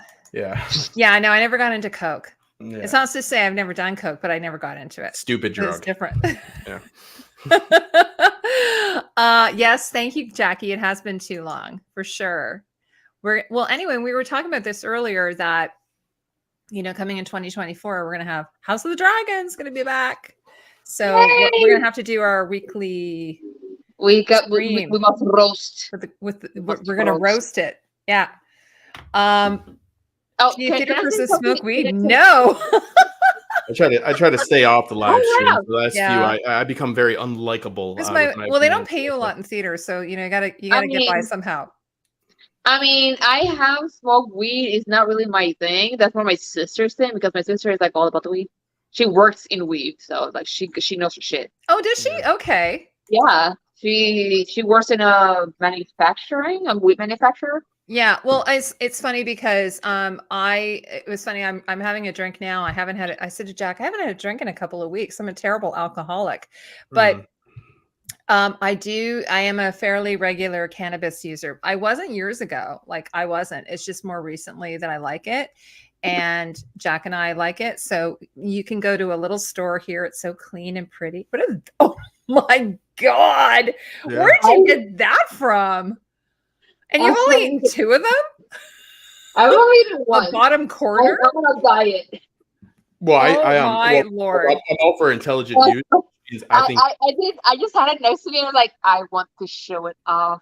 But basically, like, this was a gift from a friend. She came over from my friend Portia. I told you is an extra in the show. She came over like 2 weeks ago, and this was like one of her hostess gifts. So it's like, that's nice. Yeah, that is a lovely gift. When I was back in Detroit like 4 years ago, I was living with a girl, and she was a caretaker. So we had the fanciest edibles in Detroit, all these like nice like bars of chocolate, all these truffles and all this stuff. So like I'd go to sleep. So I'm about intelligent use. I believe everything across the board should be legal and people should be able to make the decision for themselves. That's, what freedom is. That, like you don't need to go to a psychologist to get Xanax. You know what I mean? Like if you want to take Xanax, you just go buy Xanax. And if you take it too much, that's on you. Just like drinking, just like anything, cigarettes, anything. So just like coffee. So yeah, I'm a big proponent of intelligent use. And I think that should be the way it is, because who are you to tell somebody how they're going to have to feel good? Because I've taken a lot of antidepressants that didn't do a lot for me. Yeah, Justin, I'm going to need one of you guys to be the tangent monitor, because I'm going to be a terrible tangent monitor tonight because I'm drinking vodka. So do we want to talk? Let's see if Heidi, can the intelligence stay in use? We'll see. Yeah. We'll see. Before this goes completely off the rails, do we want to talk about a few more characters? I thought we were going to talk about Ada more. Ada. Yeah. Like her relationship with the priest, with the reverend. Yeah, by the way, I was going to tell you, in real life, Cynthia Nixon, who, she's from Sex and the City, she apparently is really good friends with, what's his name, who plays the minister. Oh, yeah. I just know him as Wilson from House. He's from Dead Poets Society. What's his name? Yeah. And Swing Kids.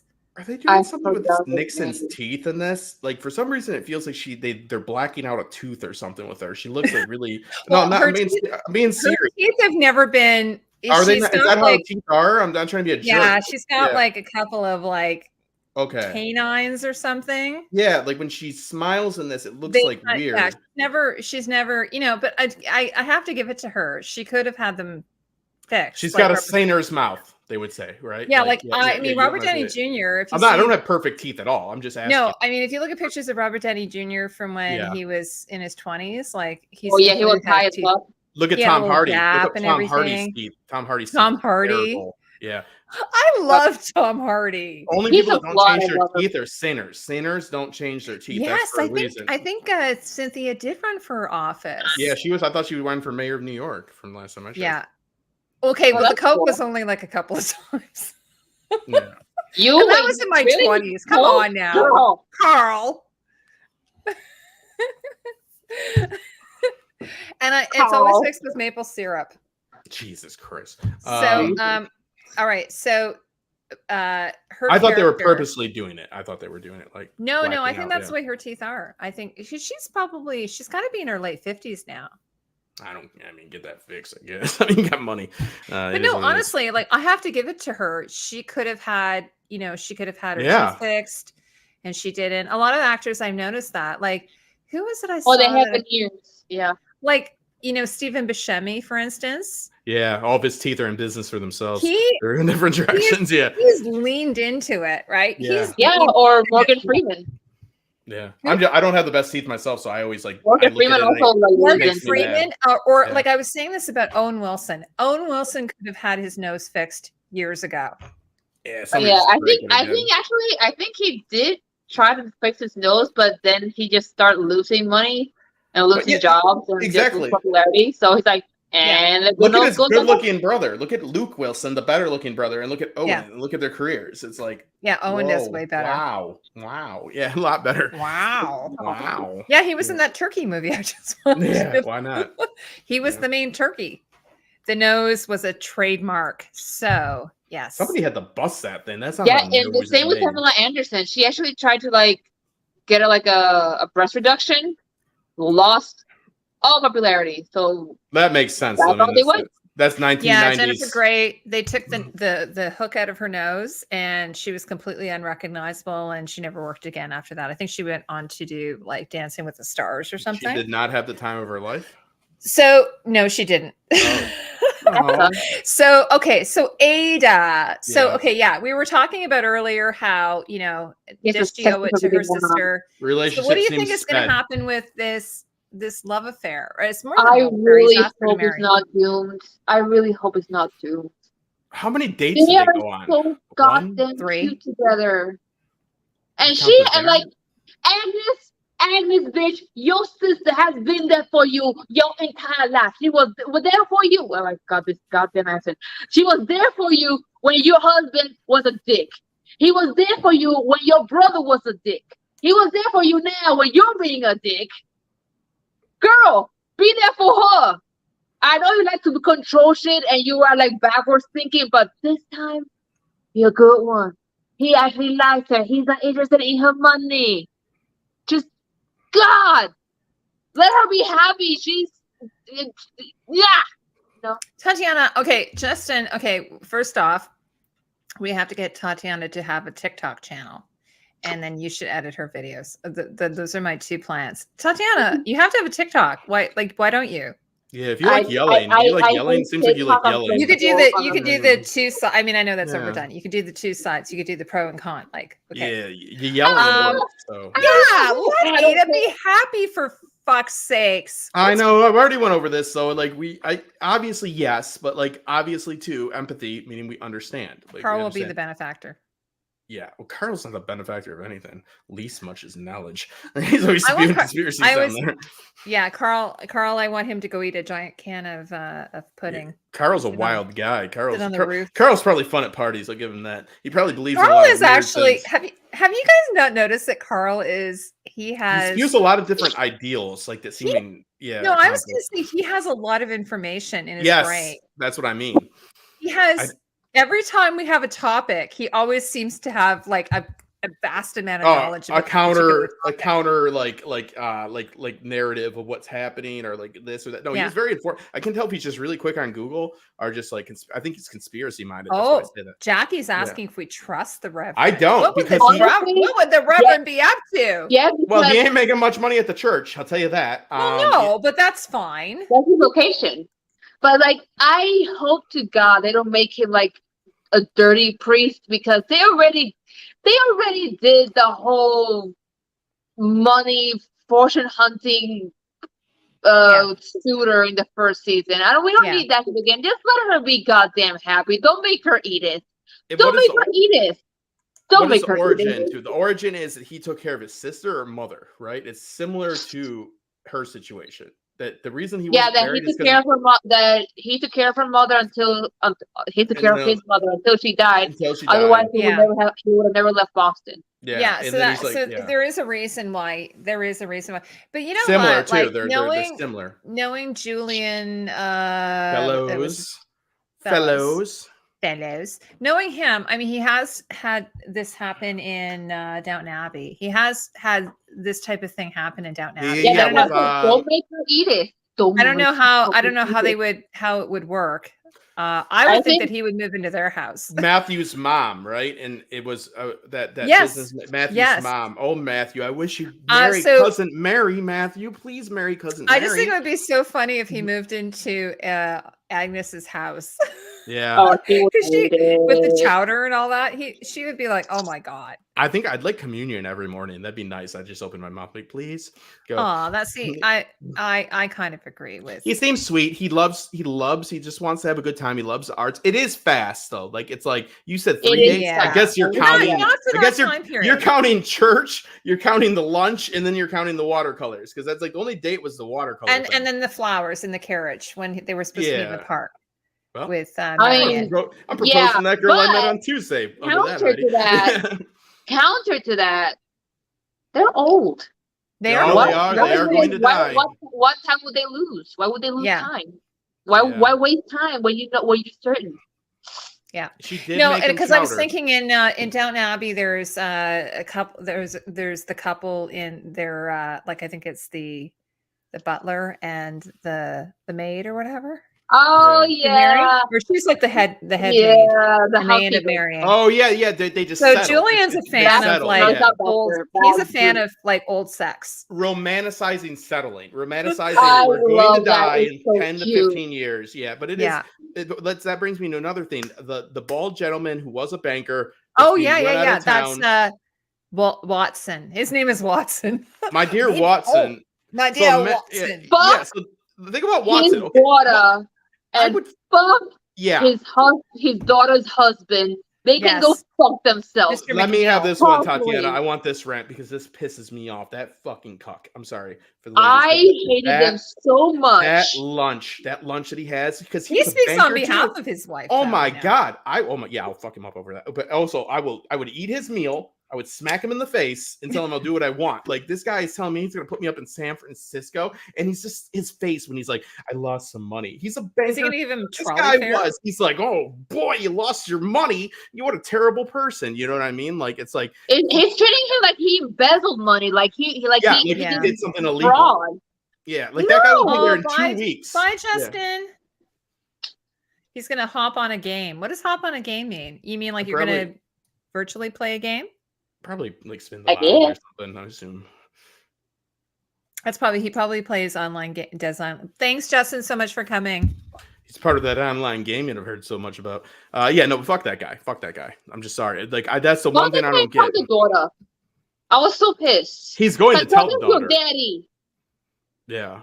Oh, Because Fortnite. honestly, he's speaking on her behalf because she's letting him. If she had said, "I want to speak to my dad," and he said, "No, it's better that I talk to him." I bet that Then makes I would sense. be Thank angry. you, sir. But, like, he said, "No, please handle this. I don't want to talk." It's like, "Bitch, that's your daddy." Well, yeah, because he handles his wife's emotions. his wife / Watson's daughter. I'm certain knows nothing about it. She's not in on it at all. Watson is weird No, but the way that he that- viewed her, but that's besides the point. Like Sure. in Mad Men, the one thing I remember in Mad Men is his wife is going to see a therapist. Yeah, and the therapist calls him to tell him about the session. So she's a I think it's the child. same thing. Like the man speaks on behalf of the wife, right? Yeah, like she's a child. The wife is a child. Yeah. For him. Yeah. It's disgusting. But yeah, it makes me so mad. And the head butler's like, "Are you going to take the deal?" He's like, "He would take care of me. I believe it." So I'm like, "You need to go and beat the." I would beat him to a pulp, Heidi. I go, "What? That being what?" said, Yeah. That being said, if I were him, I would totally take it. Oh, I would take it and then I would beat him totally to death and then stay in both. Yeah, I'd wait for him to pay for the San apartment. Francisco, it's beautiful. Yeah. I'd go there, You but know. I'd also kick his ass and also stay in New York too. Yeah, He could take him up on the apartment and then arrange to have. Because I'd be like, "I don't believe you because I think you're going to cut this off with like a week or so, right? And make him pay like a bunch of it in advance, right? Else I won't do it." Be like, "You gotta pay for, you're like, saying 10 years." recession? Wasn't there? There is Black Friday. The first Black Friday that happens, not the one for the Thanksgiving stuff. There's a Black Friday that's about to happen where the first time the Wall Street goes up, upside down. So that's happening soon, actually. Hold on. Wait a minute, people. She's saying the way National's saying the Yeah, way no, the wife acted. I'm sure that she told her husband to deal with it. Oh, really? Okay, Really? that's That is very optimistic. I remember her, like when she told him, "Oh, that's my father. I don't want to deal with him. Please do. Will you please deal with it, honey, or something like because I can't." Yeah. with It's possible. It's possible. I just think that for Watson to have closure, he needs to hear it from her. Yeah. Of course. Mm-hmm. It's only fair. It's only fair. Because I mean, eventually they'll go. I don't think they have children right now, but they will, and he'll have grandchildren. And I mean, this is just the thing about the class system that just is so awful.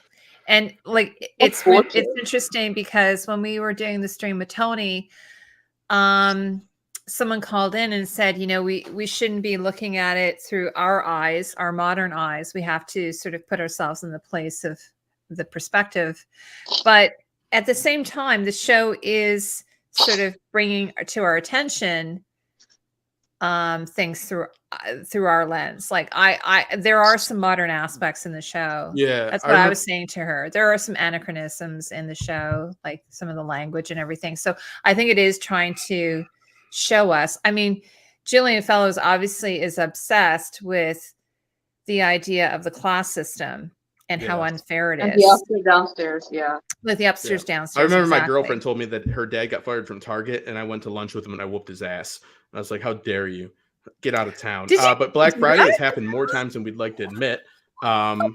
Just to be clear. Oh my God, really? I think I lost audio here for you guys. Here's Tony's channel, everyone. Yeah, Black Friday has happened more times than we'd like than I knew. It happened in 1987, but it also happened in 1929, obviously. It also happened in 1869. So 1869. So it doesn't follow. Actually, Black Friday has already happened, unless you're talking about the one in the 20s. So 1869 is before this. This takes place in 1890 or 1884. I'm sorry. So I want to say hi to Abel Windsor. Thank you so much for coming to the show. So who else do we want to talk about? We talked a little bit about, like, there isn't a lot going on downstairs. Like, okay, I'm sorry. The storyline with the clock. The storyline with the clock and Jack Treacher and him and Adelheid. Does he invent Rolex? I feel like he's gonna invent Rolex or some shit like that. Well, maybe that's what they're alluding to, but right now it's super boring. It is. Like, that's something that I prefer in Downton Abbey than here, because in Downton Abbey they made us care about those servants. Yeah, the downstairs. I cared about Daisy. I cared about the butler. I cared about Thomas. Thomas is my homeboy. I started out hating him, but he became my homeboy, and I was so happy for him at the end. I loved him, actually. I absolutely loved it. This is so true, Tatiana. Like, I think that there isn't a balance between the upstairs and the downstairs. The downstairs, I don't have any real comment on what's going on for them. And so that whole storyline, I'm just like, it is, I don't find any of it compelling. And it's like, you had Daisy had like 3 husbands. And like, you see Mrs. The cook, Mrs. You know what I'm talking about. I adore her. And Daisy and Baxter. I keep thinking Baxter. It's not Baxter. It's the valet. The Daisy and the valet, and their tough love story with his wife. It's so good. It's so good. Yeah, it's amazing. And again, Thomas has such an amazing character arc. I started out like, who's that witchy lady's maid, but she's so good. She's so good. The sort of the talking about Downton Abbey. Downton Abbey, yeah. Yeah, I call it Downton. The bitchy lady's maid. Yeah. Oh, I think that's Baxter. Mrs. Baxter. Yeah, she's Mrs. Irish. Baxter. She's so fleshed out. Her and Thomas, their banter, their lovely relationship. I loved it. They were so it's like sassy. So this is really what's missing in this show. I think is the downstairs. I don't think we have the same like fleshed out really. I think the only like real storyline that we've gotten from downstairs is Peggy versus the bitchy lady's maid. That's like the only thing of merit that we have seen from downstairs. Like, I literally forgot that the Russells' French chef was actually from Kansas. I literally forgot about that. It's kind of boring though. Yeah, Armstrong. Armstrong is the tough sort of the whore. The one that has the race. Yeah. She's like the racist. The racist bitch. Yeah. I just find the whole thing kind of boring. And that's what I was saying to Tony. Like I said, you know, I know it's just because when we did this live stream, we were just like 3 episodes in. We hadn't seen the 4th episode yet. And I said, I'm really waiting for some Dynasty Dallas type stuff to happen, like a SmackDown. I was reading an article today that the best storyline that they thought that we've had so far this season is the one between Bertha and Mrs. Winterbottom or whatever. Mr. Winterbottom. Mrs. Winterbottom. Yeah, what is it, Mrs. Winter? Yeah, I don't know, but Winterbottom should be it. I like Winterbottom. I don't like her cold Winterbottom. Yes, Enid. And so, because I said I'm waiting for like a Dynasty style, like, you know, it wouldn't be them rolling around on the ground kind of thing, but whatever the equivalent of in the 1884 would be frolicking, like a public embarrassment or something, which is what I think we're heading for that, right? Yeah, like somebody said, I disagree with them at like dinner or something. Like, ooh, something. There is. It's all passive aggressiveness. Is this? Yeah. So passive aggressive. Sorry, Lorelai. I meant to bring this comment up earlier. She's saying again, Downton Abbey was character driven, really great characters. Where Gilded Age is story driven.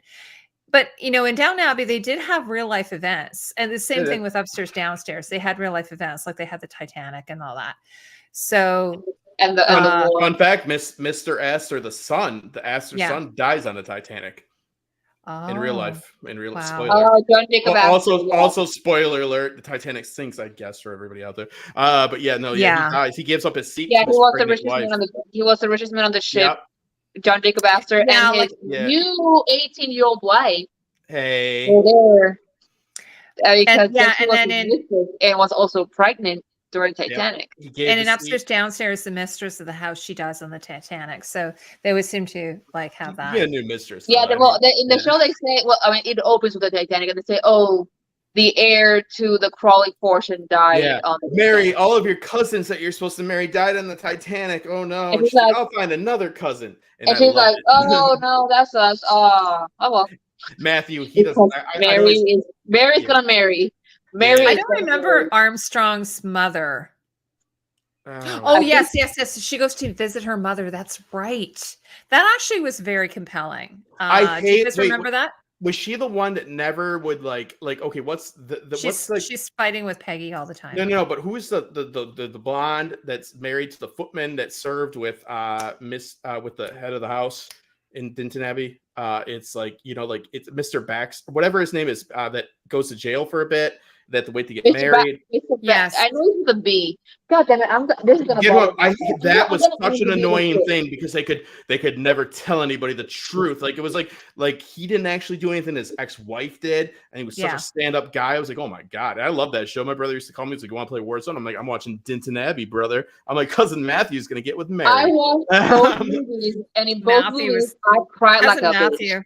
Yeah, then cousin Matthew dies, and he was a little bit. He's like a little bit chubby. He's just like a wee bit chubby, and then like as soon as he leaves the show, he like loses 40 pounds. Well, yeah. He's like, okay, I'm finally married to my cousin who I hate, and I had a kid, so I'll die. Yeah, they were not happy about that. I hated when Sybil died too, but the movies. Yeah, the second movie's better than the first.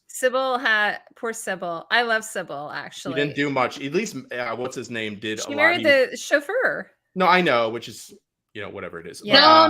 No. It didn't. Oh, wait, we're talking about Sybil. Yeah, Sybil married the chauffeur. She ends up getting preeclampsia. Cora. Yeah. They said they would have killed them off together in a car crash. Yes, we would have let them know. Sorry, we're rambling on about Anna. Yes, Anna. Yeah, Anna's was so frustrating. It was he was the most gallant man, like the man that just was like, I can't lie. He goes to prison. It was horrible. Yeah. And then like, I won't tell you. He's like, just please tell me why this is happening. And he won't. Bates. Yeah. Yes. Yeah. He's like, I'm too honorable to tell you. I'm like, Jesus, where do you draw a line, man? Like draw a line. I have to say though, it's like basically like leave room for Jesus. Leave room for Jesus. Yeah. I have to say though, he's so not hot. Like the downstairs people are never really that hot. They're always kind of like, you know. The only hot one was he went on to what's it called? I think Thomas made a move on him. Yeah. He ends up going on to play Jimmy. Yes. He was he goes on to Outlander. And he played a horrible character on Outlander. Yeah, wait, who did he play? He played the rapist. That's a bad character to play. No. Blackjack? No. Jimmy didn't play Blackjack. I'll get to the bottom. There was Tobias. Oh my God, his name. Tobias. No, that was the other rapist.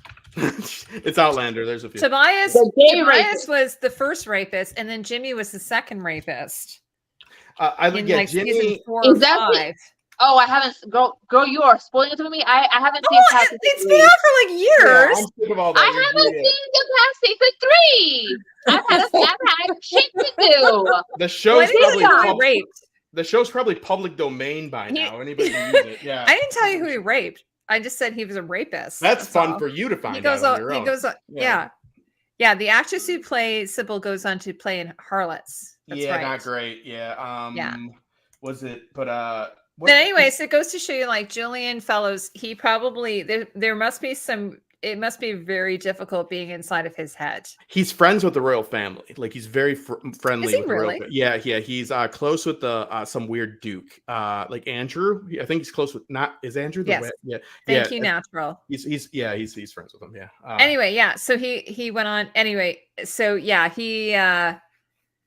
I think he was the only hot one on in the downstairs. Thomas isn't all that hot because. You know who else was in the downstairs though? It was Rose. She's good looking. But what about Rose? Like who ended up marrying? Lily. I was going to say Lily Allen.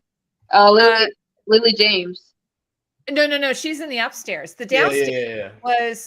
She goes on to become a writer, and she's in real life married to Jon Snow. And she was in Roz. Yeah, she's only in the first season. She's only in the first season.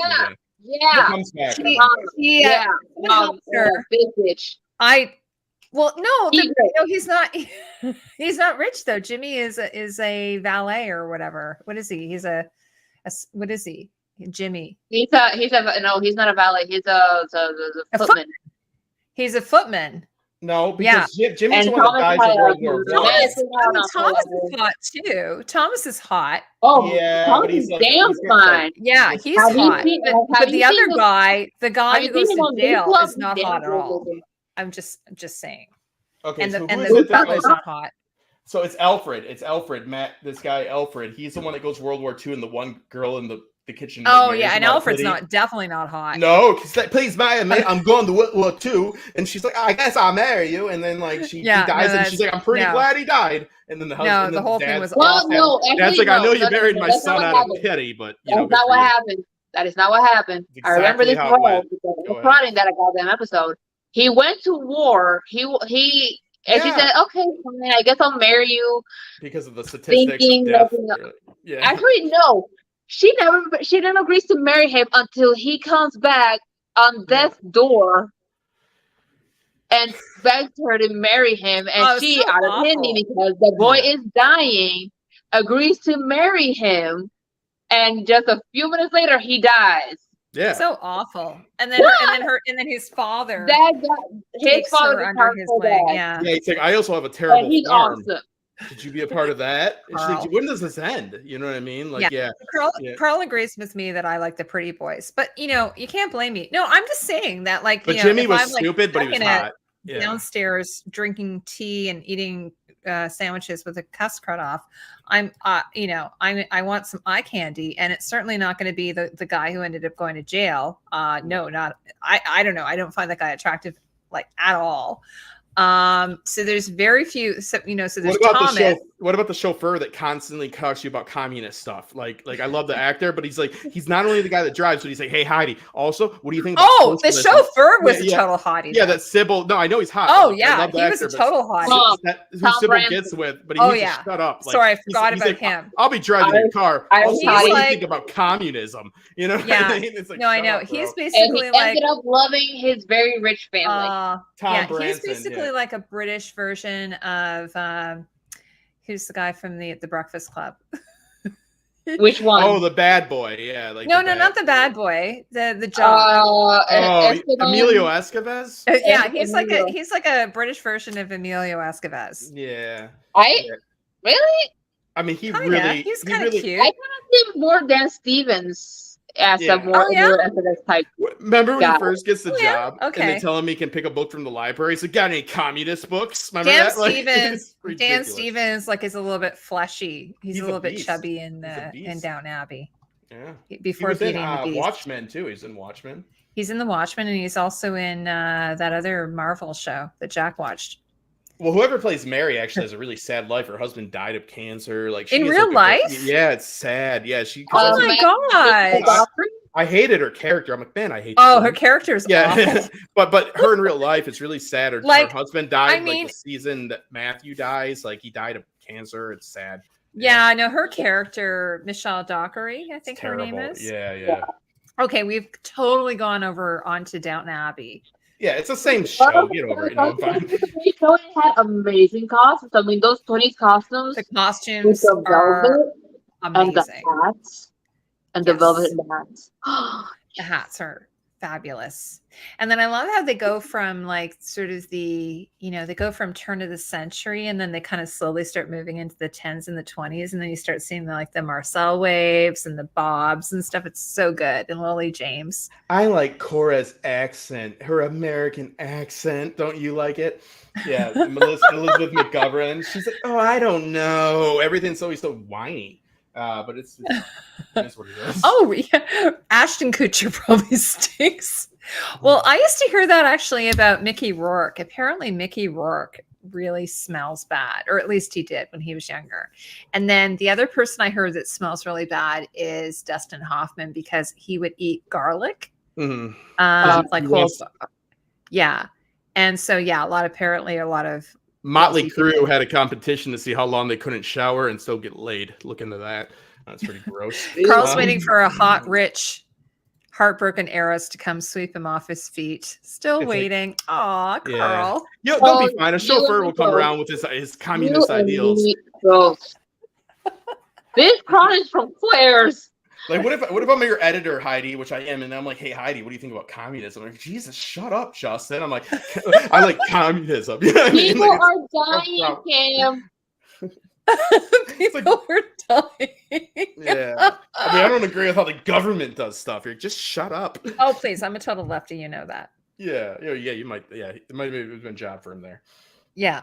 I would probably have loved the chauffeur. Yeah, again, any books you need here, Justin? I think he has little man syndrome, though. I suspect he's a bit short. He's short. Yeah, he's short. You know what? When they're short, they try harder, though. He's in the or they have a Napoleon complex, which is worse. That's true. It's Hollywood. Everybody's short. Number one. So if he was. They are, or they wear lifts.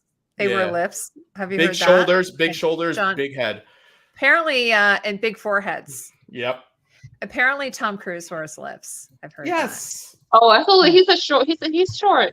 He's like 5'5" or something. That's why he has such a huge ego to overcompensate.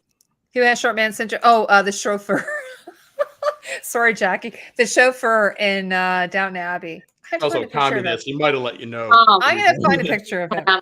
Yeah, I'll get it. Is it Tom? What was his name? Tom. Yeah. Yeah, he's the one that sticks around too. He does, because they have a baby, right? They end up having a baby together. She dies having that baby. He's like, that baby's gonna be a communist. I'm like, shut up, Tom. Shut your mouth, Tom. What people? Yeah. Okay, I'm gonna find a picture. Alan Leach. Alan Leach is his name. He was a total. I think he's Irish. He's Dublin. He is.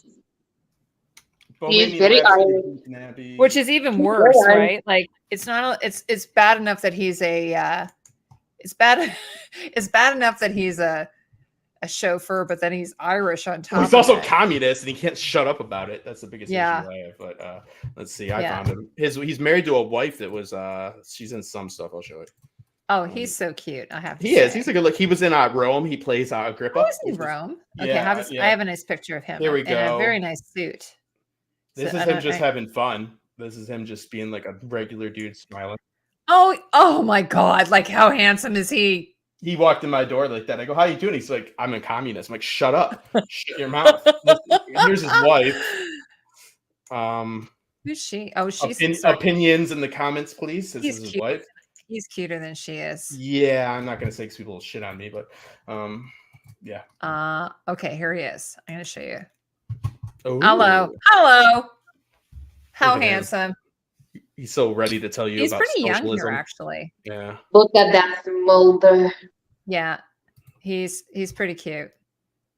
He's an Irish communist, and it was perfect because of course, the family are very conservative, and so that let's just make him a little bit more extreme. Let's make him inappropriate, like just inappropriate. You can have your own like ideals about like stuff, but like if you're already not fitting in and you want to marry the daughter, don't go ranting about politics. Especially that politics. Like this guy's a really proper family that he's like trying to get in with. He's like, not only am I the guy you look at as the help, guess what? I'm like, what? He's like, I'm a communist. I'm like, shit. I'm like, shut up, dude. Say like wrenching on cars. Yeah. The British and Irish were still bombing each other during the Troubles well into the 1980s. See, like Carl is like a plethora of information. The Irish don't like the British because they don't want to be part of Britain. It's part of it. Jackie says some handsome communists there. I like him. He wants to split potatoes with being Irish was literally worse than black at many points in U.S. British history. Well, yeah, we were talking about how the labor union is about to get crushed in this Gilded Age. They had the Chinese ban. The Irish were banned before that. So like it was just like go first to ban a certain ethnicity. Pretty racist origin.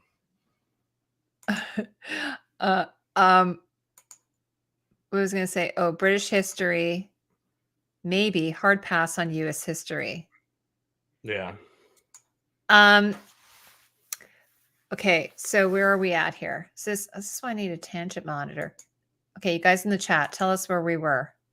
Who have we not talked about yet? We just went through Peggy. We just went through the situation with Mr. Watson. So we're pretty much at the end here. The real story of the opera battle that's happening. Well, I mean, what do you think about that? We've lost Tatiana, or maybe she's probably just taking it a little. Probably want that guy that came over that was a communist. I heard him say. Yeah. Like, so get off the dream. I don't know. Like, I don't know how I feel about the whole. I think the purpose, perhaps. Tell me what you think.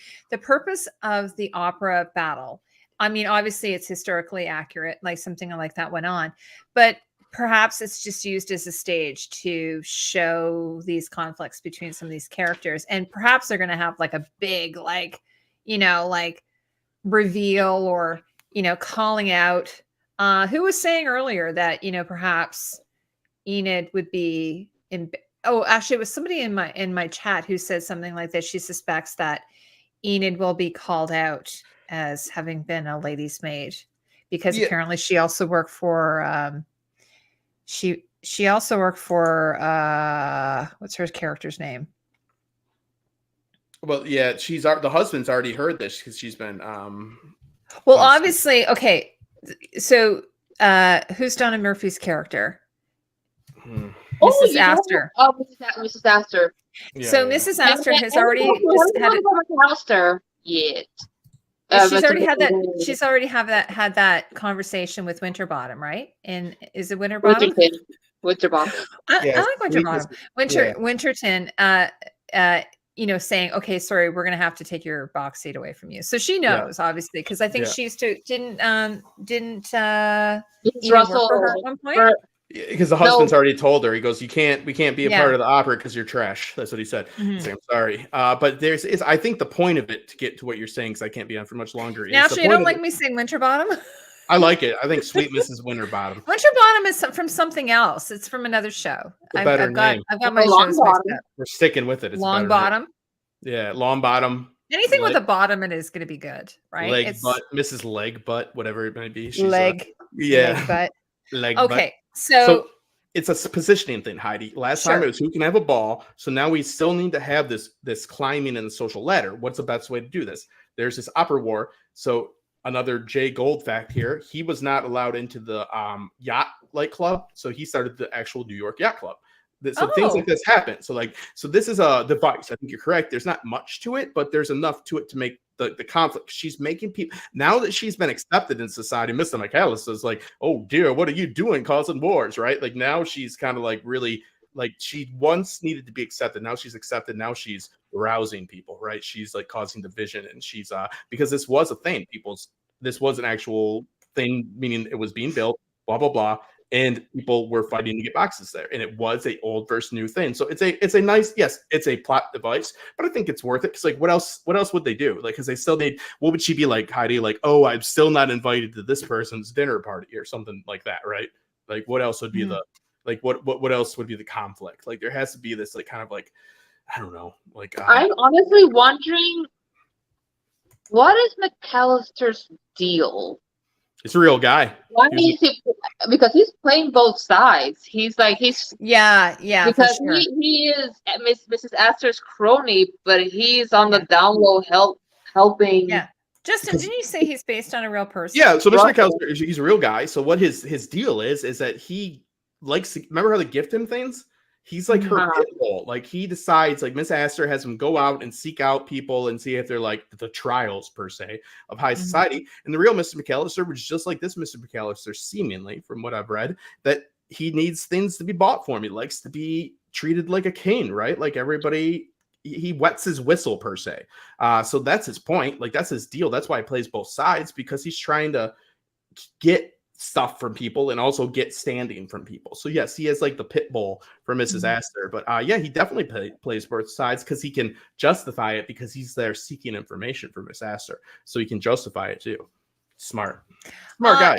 Hey, Justin, I don't know if you know this, the answer to this question. So, you know, in the last episode where George said he tells Bertha that he's taking care of the situation with the workers at the yeah. What happened there? Do you have any sort of? I have a theory. Yes, I have a theory. Yeah. So what does he say? It's very interesting because I was talking about his business practices, and like Gold is, you know, once known as just this like horrible guy. Also now more recently kind of being looked at. I just watched like a whole lecture on the guy, like in brighter terms, meaning like the thing that he really did that was incorrect was his like pump and dump on Wall Street, meaning pumping up stocks to dump them on the general populace, people that weren't as informed as him, and manipulating of the stock market. So when he tells her, what does he say? She goes, well, I hope you didn't have to put in your own money into it. It was just an accounting issue. So what I gleaned from that, knowing who he's based off of, is he probably told them some way to adjust the way they're doing business. So it works. Is it ideal? Is it like what would we consider legal now? It probably isn't legal now,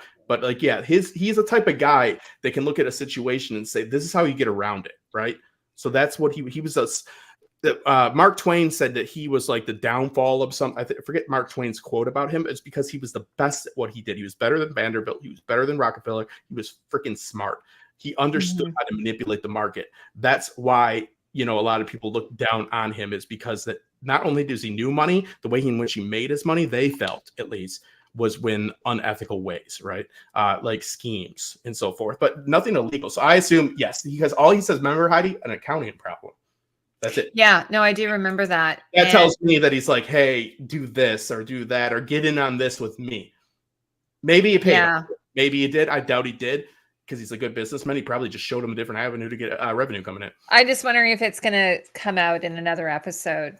It could about his. That would be a good way to depict the way in which he does business. Like I'm talking about, a good way to show the audience that like, hey, this guy told us to do like this, like kind of risky thing to get us like, you know, fluid again, and then didn't work out. It's interesting that at one point, I think it's in episode 3, he refers to himself as a robber baron. Do you? But was that actually the media who would have labeled Jay Gould as a robber baron? Well, we have a good thing that I uploaded, Heidi. Now, this is what his enemies thought of him. And remember that, you know, even the other side was a little bit racist, right? Yeah. So this is how the media depicted him. Yes, he was he paid for a lot of good publicity Well, I'm assuming. I mean, that's yeah. sort of anti-Semitic, sort of. It is. Yeah. Yes. Yeah. So it is. It's him being, in control of everything and playing his own game. Blah blah blah. What does it say? It says private press. Now, I did read. Now, I don't know. I'm sure Julian Fellows based some of these characters on. I'm sure he did an amalgamation, but I'd read that the Russells are sort of like the Vanderbilts. Well, okay, no. So he is Gold, and the daughter is a Vanderbilt. The daughter is the Vanderbilt. So yes, you're right. Because he had 2 daughters.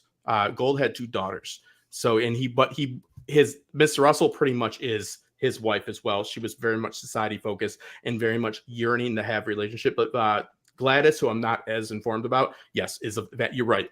Besides the parents, yes, it's like a mix to represent it. Yes. It's really interesting. Do you guys ever watch what's his name on he's a journal. Oh, God, what's his name? He's actually Gloria Vanderbilt's son. Anderson Cooper, yeah. And I was watching I've been watching him for years because he used to be on a show called The Mole, which was a really, really fun game show, or a reality show show. Yeah. And he was the host. And I remember thinking, who is this guy? This guy is so awesome. Really, really fun show. So thank you, Carl. So anyway, and then, now he's on, I think he's on CNN. Yeah.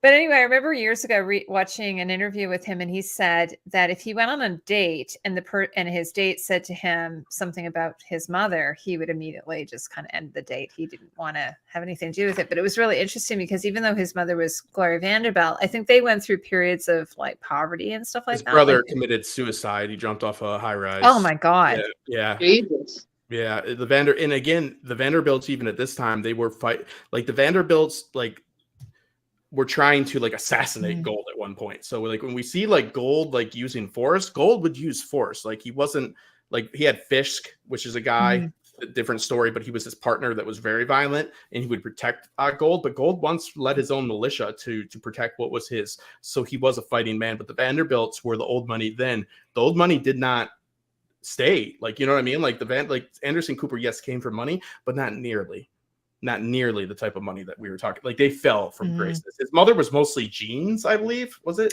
She was a designer. Yeah.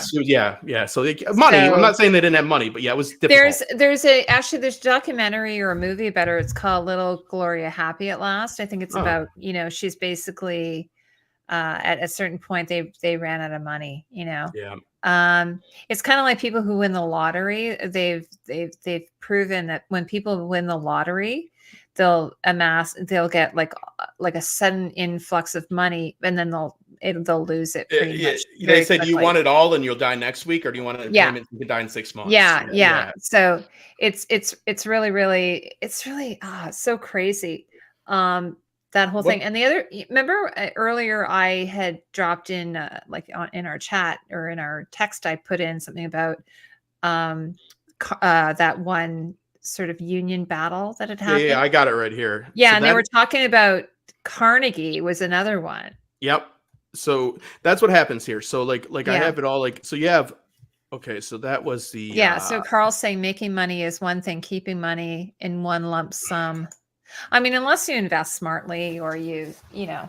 Again, people need to understand the difference between, and I hate to get political here, I'll be the communist, but Donald Trump is a bad businessman. And when people say you need a businessman as a president, he's bigly. Come on, you need an economist. Yeah, he's bigly. You need somebody that understands how you run a business. It's not how you run an economy. That's what separates people like Gold and Carnegie and Rockefeller from other people. They don't think how much they're paying people. They think how much is money worth and how can I affect gold? How can I affect this? They affect markets. They manipulate markets. Stimulus checks that just came out, that's a manipulation of the market on the government's hand. So I'm not an economist. I'm not all that bright with it, but these are the people that think bigger than that. They're playing a different card game. They're not better. They're not worse. They are what they are, but they're playing different. It's not, he ran a business. Also, they all failed. All of his regular businesses failed, by the way, but not even good at that. But how you create jobs is not that. Okay. So what you were talking about is pretty much, so what we're about to see is this right here. We are about to see this. Okay, 2 months after this is why I don't believe it when people say that Gold's gonna have this, like, you fellas got your own way about you that I understand, because trust me, he was a poor kid. Like, he worked his ass off. He was not some like rich kid by any means. Like, he understands what work is. He doesn't care. He can. The key things he said in that meeting was the market dictates this, because he can't afford it, because he'll lose to Vanderbilt. He's barely in it. He's just gotten into the railroad business in Manhattan, in New York. He's just gotten into it. It was a monopoly before. He stopped that monopoly from happening. He did it almost with an armed brigade. He got in there. He can't afford to pay these people more. I'm not saying he shouldn't. He obviously should. But what Heidi's talking about is a month and a half later, the end, the Haymarket riot, right? Yeah. Okay, That's so it. when the labor protests near Chicago, Haymarket Square, right after somebody threw a bomb at police, at least 8 people died as a result of violence that day, despite of lack of evidence against them. 8 radical labor. So this is the takeaway, people, the short and sweet of this. What happens is that the Knights of Labor fall, the people that Gold's going against, because they were political. They were, like our friend Tom Branson, communists and so forth. They pushed those ideas. The government didn't get behind them. It took until the 1920s for the government to get behind labor unions, because then they felt it, because the government just needs the economy to be good. They didn't care about people. These unions started to do what's called collective bargaining after this. They started being like, not just the steel workers striking, not just the coal workers, everybody together. So people have each other's backs, and they had more clout. And the government says, like, because look at right now with the Ukraine war with Russia. You want to know what still happens? Russia sends a bunch of grain, right? Even though they're at war. Think about that. The economy is freaking, like, if we can still just topple people, we can still just go away. So commerce needs to happen. So if you need the government to get in on your side, you need to be regulated. That's what this all leads to. The people that Gold was able to discredit. He was able to show in a bad light. He was able to like bribe parts of them. But then when people finally started to get together in the early 19th century, the 1900s, then things started to change. But Gold crushed the unions. This is not a story about a guy that's he might see this guy and think very highly of him. He's not going to say, I'm going to give you guys all your raise. He can't. That's not the game he's in.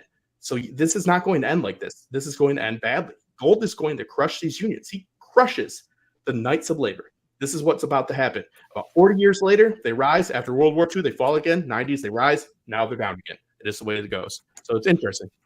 Yeah, but because this isn't sort of like a Peaky Blinders, and this is a Gilded Age, the Gilded Age, how do you think they're gonna like play this out? Because I you know what I mean? Like, if it was Peaky Blinders, I think it would be super gritty and violent. But because it's Downton Abbey, or sorry, not Downton Abbey, because it's the Gilded Age, what do you think is going to happen? Think they're going to? Sorry. Go ahead. No, so go ahead. I think we're going to see how the Russells have their money.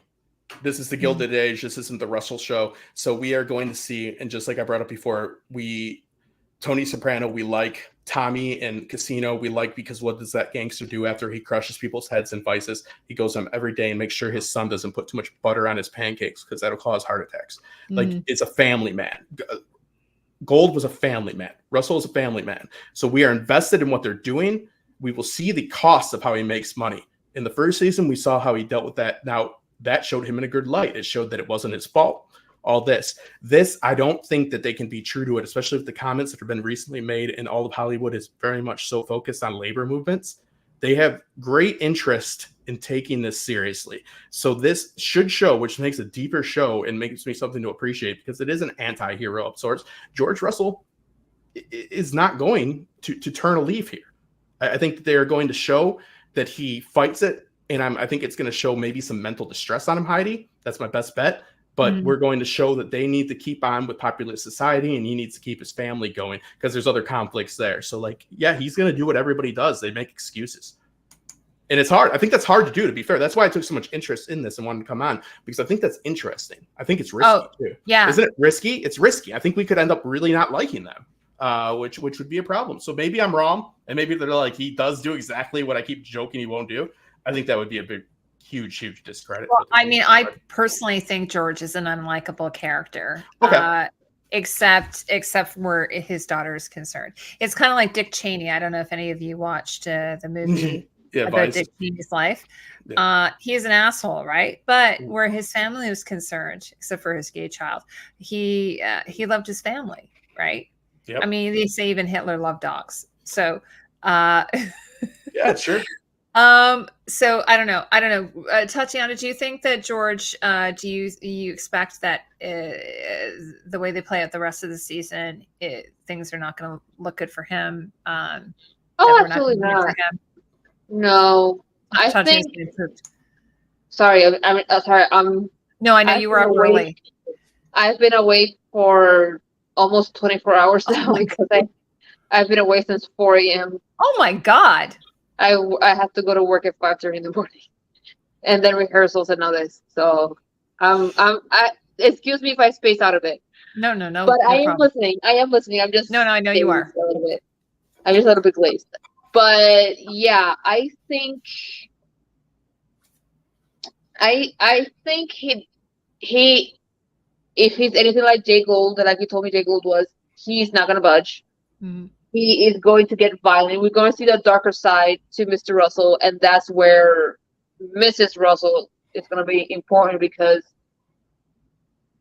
she can go one of two ways. She can be his bitter angel. He can steer him right, or she can be his Lady Macbeth and just. She's post-Centaur's aggressive in the past, Tatiana.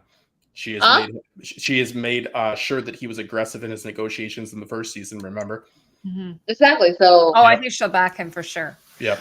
Well, I mean, whatever happens to him, she will always be on his side because, again, it's our couple. Again, hate them, love them, think they're really hot and will be great in the bedroom.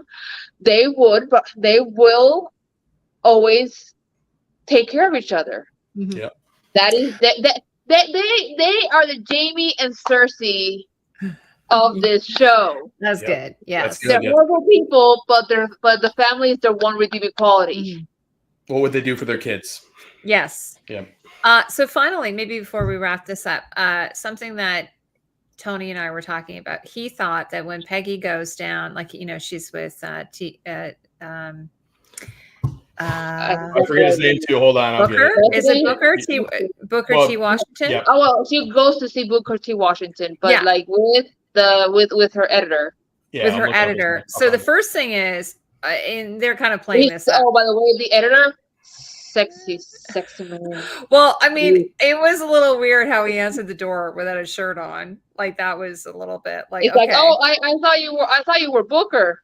I didn't think it was you. I'm like, girl. And then he said he's like, also my wife died. Right in that moment. That's weird.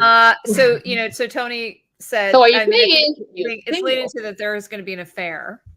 Absolutely. Yeah, she gonna bang that man like a springboard.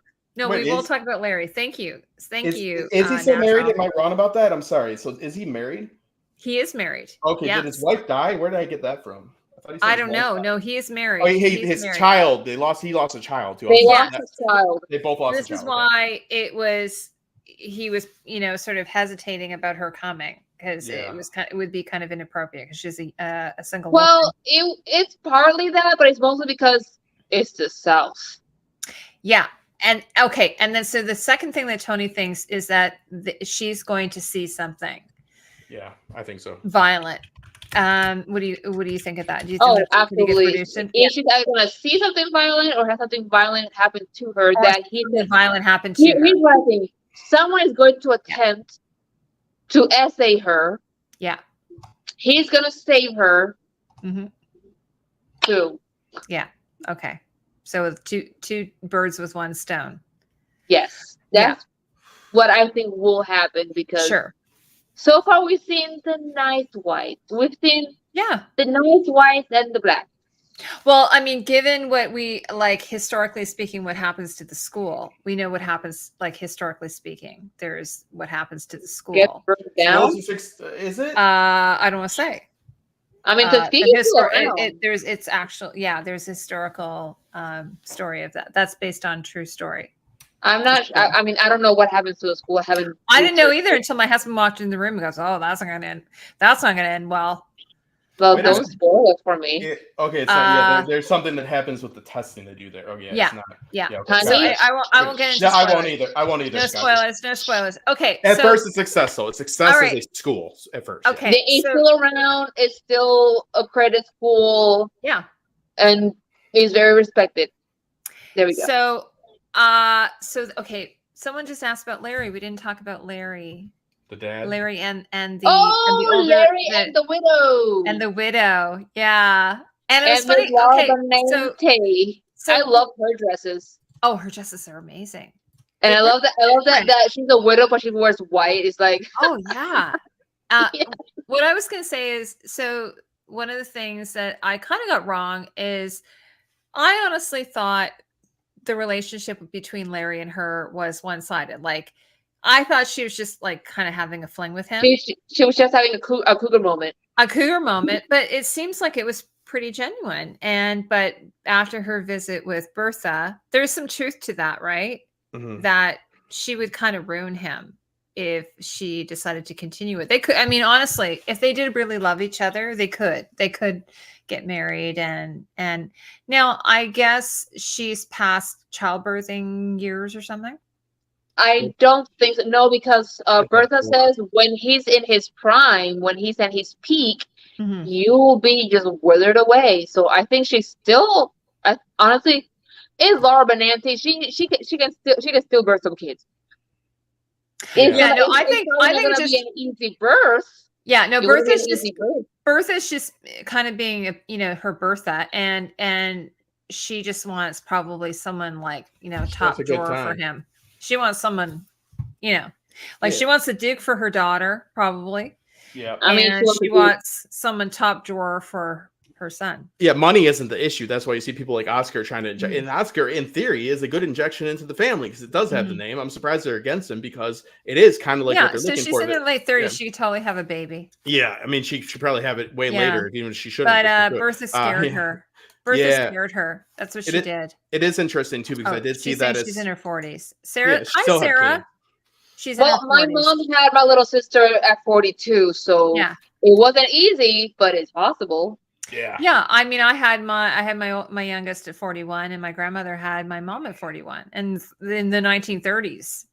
So now that was, but I think it's more of a status thing. I think it's a status thing. It's a wash for him to marry her in Bertha's mind. Like it's a wash. I personally did at the beginning think that, obviously it was just a good time. That's what I thought. It's his first love affair, so he's totally infatuated with her, right? I do think it's more of an infatuation than love, but she does care for him too. He's like, I really like having sex. That was a lot of fun. I'm going to keep doing that. Yeah, that's pretty much it. And you're a good architect.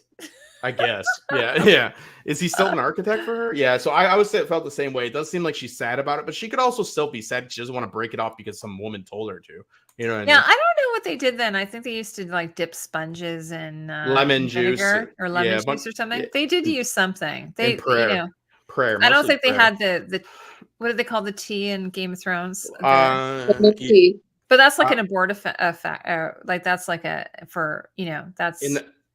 an abortifactant or whatever it's called. In the early 19th century, Lysol would be used. They would cut a lemon wedge, and they would like. Yeah. Like in I remember reading a book years ago. They'd take a sea sponge and then they would dip it in vinegar, and then they would insert that and put Whenever it on Lysol, they used to use Lysol was used as a. Oh God, that's horrible. They used it as a douche. Yeah, it was pretty bad. There's like siphoning gas. Yeah, I was trying to explain to my kids that the term douche just means like an asshole now. Yeah. I said when we were younger, it was a totally different. Yeah. It meant something totally different. Just means I'm not feeling fresh. I know. Moon tea, thank you. Moon tea. Wasn't that's actually, and moon tea is actually to prevent the implantation, I think. And also, I can't say it, but we can't disregard that people were more religious at this time, and it was more of a problem. Like that for him to be like, it wasn't just like, okay, we don't want to have kids. It would be like, that's, there's a lot more. I don't ever like to escape that. The morality was there, whether you think it's just or not. It was there. It was implanted in him more. Yeah, but the term douche that we use as in like it means a douche is in like to flush out like to clean the vagina. That's what a douche is. Like, and that's where the term asshole comes from.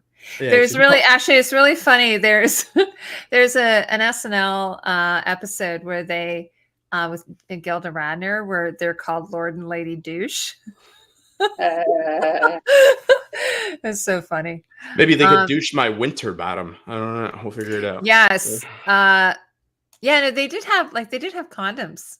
Actually, they've had condoms for centuries. So, yeah, nobody likes. But those. no, I did. They also had a way to. They also had a way to operate on cataracts. Did they really? Yeah, they would take a stick. They would like poke at your eye until a cloudy little film on your eye just like peeled away. And oh my god! Yeah. Oh, moon tea is real. It had goldenrod in it that would cause the period to come on. It didn't always work, but it would make women sick. Okay. Yeah. So it's sort of like an abortion pill or whatever. It is. It's a drink you would drink and you would bleed. And a lot of times the women would bleed out, unfortunately. It was bad. But whereas the we were talking about the lemon or vinegar, that's used to actually just stop the. There's no. You're talking about preventative measures. Preventative. Like very few that affect. Very few that affect. Yeah. Whereas the moon tea actually just So I think if the woman's on top, she can't get pregnant. That's a fact. That's just a fact. Everybody knows it. Or I know I remember reading like some senator was saying that if a woman is raped, but she's like not. She doesn't have pleasure. Yep. If a woman doesn't have pleasure, then somehow her body just rejects it or something. Yeah, a woman's pleasure is needed to get pregnant. Was the thing? Yeah, that's so. Oh my sick. god, that's so funny. I'm like, if a woman's pleasure was needed to get pregnant, there would be no kids. You know what I mean? No, I know. Very few kids. Yeah. There'd be very few kids. Yeah, there'd be no children. Yeah, for sure. So do you guys have anything? And Tatiana, we're losing her. Do we have anything else we want to add before we wrap things up? Tatiana's head's gonna roll into the back. Oh, we can talk about. I mean, do you have like the dresses for like McAllister's party and the races? Those are some. I love the white dresses for the. And the only ones I have are these. Here, I'll show you. Oh wait. I mean, this is gonna be kind of boring, but we can talk about Marion and Herb and Montgomery, Mr. Montgomery. Yeah, I have this one. How are they really? They're also cousins, but how? They're not really ish by marriage, not. Okay. They're not blood related. Okay. I love, honestly, more than the costumes, the hats are giving it to me this season. Yeah. So this one I found like this Renoir painting here on the left that really reminded me of Gladys's hat because it's got almost like a bit of a veil in the back or like a very wide ribbon. And then Marion's, like when I saw Marion's, I was like, this kind of looks like a Renoir, so anyway, even though the dress and stuff isn't the same, I just thought the white hat. And then I saw on her Instagram that there was a picture of her wearing that white dress while playing tennis kind of thing. It was just so cute. And they're like a little bit shorter, so kind of more sporty. So you can see their ankles. And then she's playing tennis. Like, can you imagine wearing a corset? Wearing a corset and playing tennis? Although, I have to say there was the bicycle skirt, which by the way, I want one. I mean, they haven't gone full on hog crazy with the corsets. Like here, I just want to show you this one picture that I was looking at. This is from season 1. This is Gladys. But look at this picture here. So here's Gladys on the right. And obviously they were inspired. This is like, I think, Queen Alexandra or something. Yeah, she died 2 days later. You mean Tsarina Alexandra? Is Tsarina Russian? Yeah. I think the Russian Tsarina? Could have been. Who knows? I'm not sure. I have to double check. It looks like her ribs are broke. But yeah, look at the difference. So you see Gladys. I mean, she is wearing a corset of sorts, but look how it's kind of loose compared to the one on the left. Isn't that crazy? It's so tight. That's an hourglass for sure. That doesn't look healthy. Or she feels that naturally skinny. She was, but they have. They distinct it, of course. You wouldn't be diving in that much. I mean, it might not have been like the organ moving. Yeah. strong the way people make it out to be. She could just have been naturally skinny. And Yeah, it just But also but the costume itself, it's like it's just form fitting. It's so fitted compared to the one on the right. I think this might be my favorite Gladys dress of season 1. I'm not gonna lie. Is that a bolo? Is that what they call that for the tie? A boating hat. A bolo. A bolo. Yeah, a bolo is kind of like yeah, it's kind of a bolo tie. Like this is a midi. The collar is called a midi. It feels more like a sailor tie, but yeah, like a bolo tie is like like a string tie. The 2 strips with the medallion in the middle. Exactly. That's like this is more sailor. Exactly, a bolo. Yeah. So like a Western sort of tie, right? So this is like, yeah, like a sailor tie. But they did a really good job, I think, of recreating that. But yeah, so I don't have any. So the only one, like as I was saying, the only ones I have from that is this one, Marion. Yeah, I don't know that again. That storyline with the love interest and his daughter. I'm like, I just find the I whole didn't mind it. I mean, it's something what happened to her and Ray. Because like, you know what, love all around. Get that dick. Well, I think I think that the gist of it is that Marion's not feeling it. She's not. There's no love connection there, really? and like but she likes him. She thinks he's nice, and she likes the daughter who's her student. But I think she's feeling kind of like, hey, you want to come? Oh, why don't you come in the carriage with us? We're taking the carriage home. Why do you want to come with us? Pounced upon. She's trying. Yeah, she's feeling pounced upon, and the little girl is obviously looking for a family. I go, listen, little girl, I'm not going to be your new dad. Shut up. All right, I'll teach you watercolors on Tuesday. That's about it. Yeah, no, I think you're right. That makes sense. He's a nice guy. He's from other stuff. Yeah. Women used to wear paddling. Some women wore their. Yeah, it's funny, Jackie, because I got in so much trouble. I have to be careful, but I can't talk about corsets on my shows because we will go into a rant.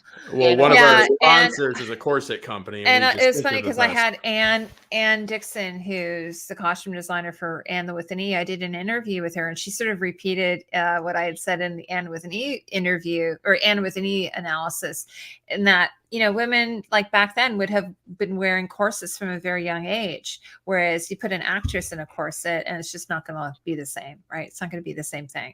So people go, no, that's not true. That's not true. Well, it's like I'm trying to think of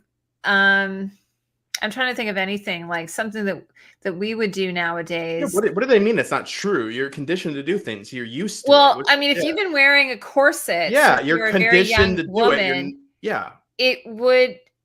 It would. I personally believe it would change you. Your physical actually. It would change you physically. I personally believe, but people would be like, "That's wrong." Yeah, I'm not a doctor. I mean, so I have to be careful saying this stuff. So when Anne was on my show, we were doing an interview about Don't Wake the Dead, and it's set in the 1800s, Justin, I think. I've never seen it. Anyway, so she was talking about that, how here I have actresses who are in their, from the 2023s we put a corset on them and we put a historical costume on them. And it's not going to look the same. So we have to sort of take that with a grain of salt. But so I think it's the same. It's kind of hard to compare a photo of someone from the 1800s versus, like, for instance, when I went to see, I never forget this, when I went to see Queen Victoria, I saw one of her costumes I think in Bath, and everyone's always like, Queen Victoria was very voluptuous. Oh my God, she was so small. Yeah, she was like a little midget, like compared to the average person, because people were so much smaller back then. And so her costume was like so tiny, like it was like this little tiny thing. So sure, she probably was considered a fuller figured woman for that time, but compared to today's standards, like she was so little, small. You know what I mean? Yeah. I have here. It says that it would. There's proof that corsets would compress abdominal organs and they could cause digestion problems. And there is some studies that show examples of a rib cage showing damage. They're definitely damaged. So again, do they form? I guess damage could be forming. So yeah, it is what it is. Not great. Let's see. Yeah. Thanks, Natural. This is why Japanese girls wear a sailor suit to this day. These dresses were introduced by teachers that trained in the West, and they wore popular sailor suits at the time. What about back braces? Why do they put back braces? They don't form people? You know what I mean? Isn't that the kind of the same vein? Yeah, actually, I went to school with a girl who wore one. She had scoliosis, and that's the idea that's supposed to. I mean, nowadays, I don't know what we use nowadays, but it was actually Romeo and Michelle's high school reunion. She wore one. Do you guys remember that? Yep. Oh yeah, I watched the movie recently. It was awesome. Oh my God, really? Yeah, the average height during Roman times, I believe, was 5'4" or 5'5", so that is short. Yeah. So anyway, I don't want to get in any fights with course people. No, we'd like a sponsor on this channel for corsets. We will happily, sell your product, and if you still make them, they're fantastic for the youth. No. So, Tatiana, do you want to say anything about Larry? Did you want to say anything about him? I wish him well on his architectural endeavors. Do you think his mom is going to try and find him a suitable paramour? As soon as she's done with the Duke and Gladys, she's gonna go whoop. Yeah. It kind of irks me, and of course I know this is historical, but it kind of irks me that the way the men are treated is completely different than the way the women are treated. It really pisses me off. Patriarchy. Yeah, I'd like to. Okay, we're gonna. Yeah. Go ahead, Justin. Sorry. I just whisper in the air. I'm like, you can have sex with other girls. You know that, right? And they'd be, I'm like, you're good. like it's cool. Well, it's like Cersei. You're a good-looking guy. Yeah. Marry Sansa, and then you can have all the, all the slutty whores that you want on the side. It's not a problem. Mom, just, but for appearance's sake, you're gonna marry her. Get her pregnant and do whatever you want. Yeah. What does she call them? Like painted faced. Yeah, any painted face horror. Yeah, and I said, Mom, you know how to hit it really in the nut chest right there. Thanks. I think Larry's gonna marry Princess. Yeah, he's a handsome guy. Oh, thanks, Jackie. Yeah. Okay. Well, we're gonna wrap things up because we're losing my darling. Yep. Tatiana Melendez. I gotta go. We don't want her. I literally in 4 hours I would have been. Oh no! Do you have to work like? Do you have to go to work soon? No, I don't work today. Oh, but I do have to work like 1. But I woke up at 4:30, so this morning. Carl, you can talk about your cod piece anytime. Okay, let's both bring our cod piece and see whose calves are the biggest. And hopefully it's a padded cod piece. Yeah, we'll see. Well, they all are, and then we'll see whose calves are the biggest. They used to have like slashing and stuff on them. Henry VIII would walk in with his calves very all fancy, with bows, little bows. Look at my calves and look at my cod piece, and the woman like little tufts of fur, little decorations, some bling. It's interesting. It's like a sign. You know what I mean? Like buildings. What are you doing this weekend, Henry? I'm staying home and I'm gonna decorate my cod piece. Well, let the ladies think about spending some time over here. Look at this. This is interesting. What do I got going on? Yeah. Thanks, Jackie. Okay, so anyway, Tatiana, why don't you just tell everybody? Like, we're gonna have you back soon. Hopefully, maybe we'll do a season finale kind of thing of this. Probably, yeah. Yeah. And so why don't you tell everybody where they can find you? I have your contact info in the description. Yeah. You can find me on Instagram, even though my phone died and had to be replaced, and I'm trying to get everything back because the screen died, so I couldn't transfer any of my data into the new phone, so I lost a lot of shit. But it's been a few weeks. But yeah, you can find me on Instagram. I have a blog that I might or might not still have. I think I have to pay it. I'll let you know. Okay, I have your website. Is that your blog? Yeah. Okay. Yeah, that's just where I put my stuff, which I also have to update and pay. So. You can find me usually on YouTube whenever Miss Homegirl decides to invite me for a live stream, so I'm here.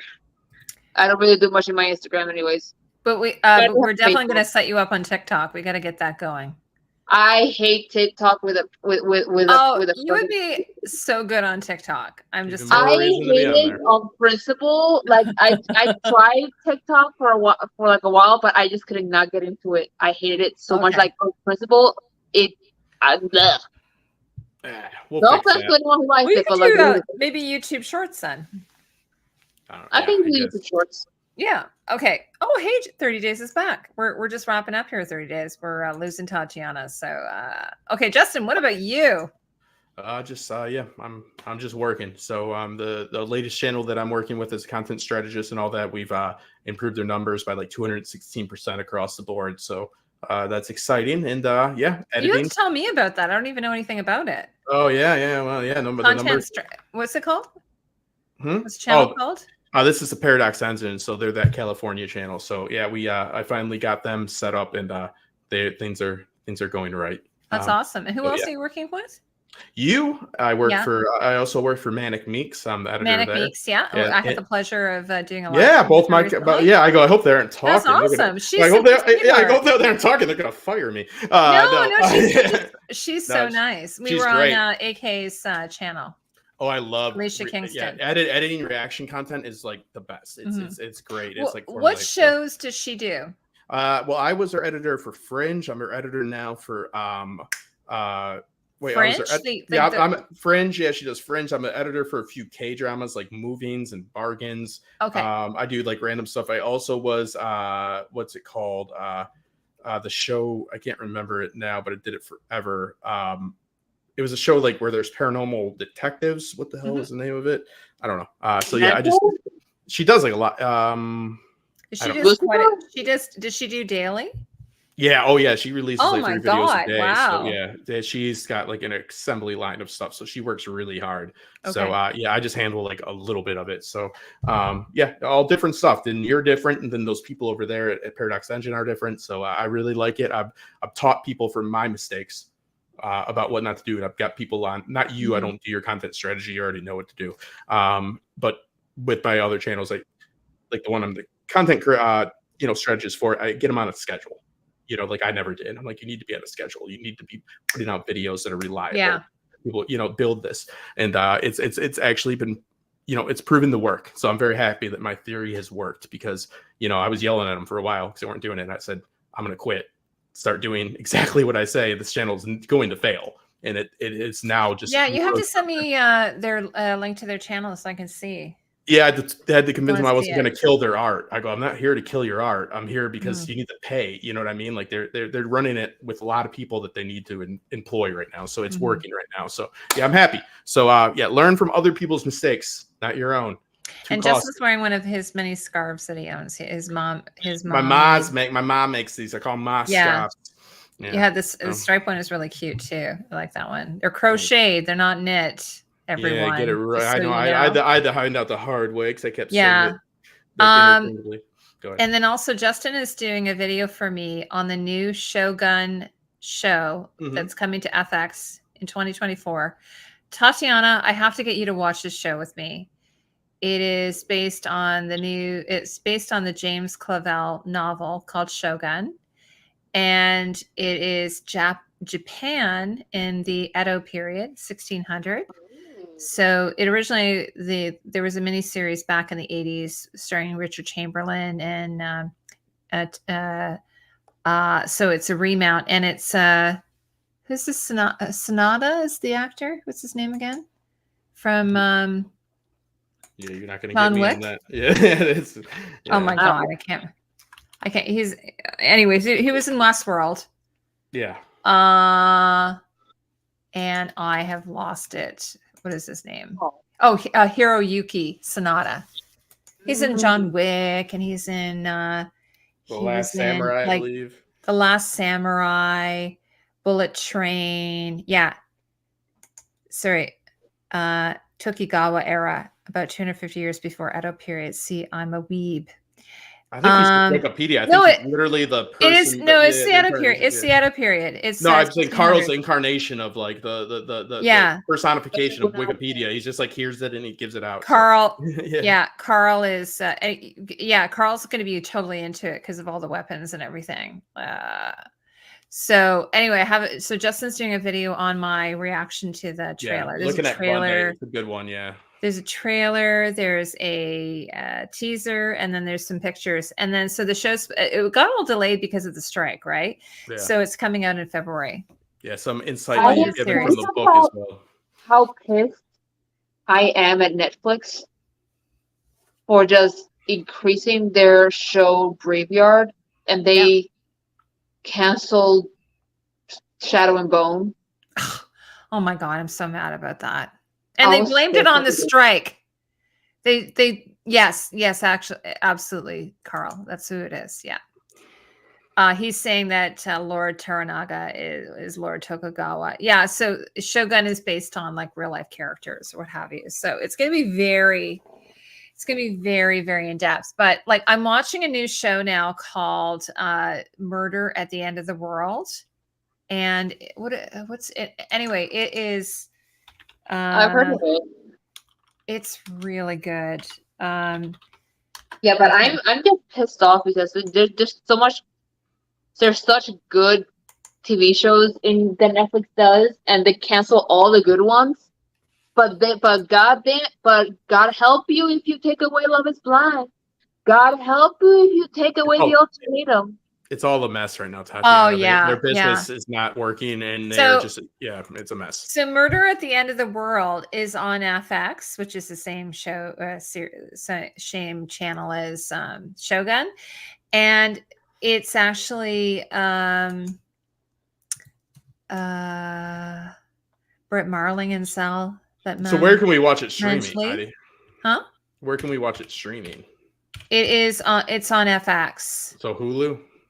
Hulu, yeah. Okay. So so Murder at the End of the World. So what had happened was Britt Marling had a show on Netflix called The OA, and they canceled it, I think, after 2 seasons, and the fans lost their minds. Yeah, on Netflix. Yeah, I remember that one. So she's got a new show that they went to FX with instead, because as Tatiana's saying, it's like they just kill shows on Netflix. Like, for no reason.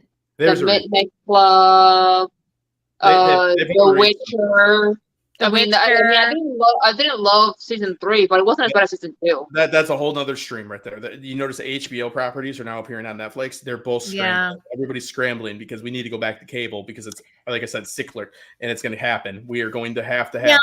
I think what happens with Netflix is they look for certain metrics, I guess. It's all private, so they look for certain metrics, and they're like, if they don't see a certain metric, then they just that's it, we're cutting it. Yeah, Netflix was a business that made money off of putting things that were on popular television, cable television, on their platform, right? Then they started to run out of those things. So what did they do? They started making their own things. That means they went into a completely different business, by the way. Instead of producing movies and shows, that's what they do now.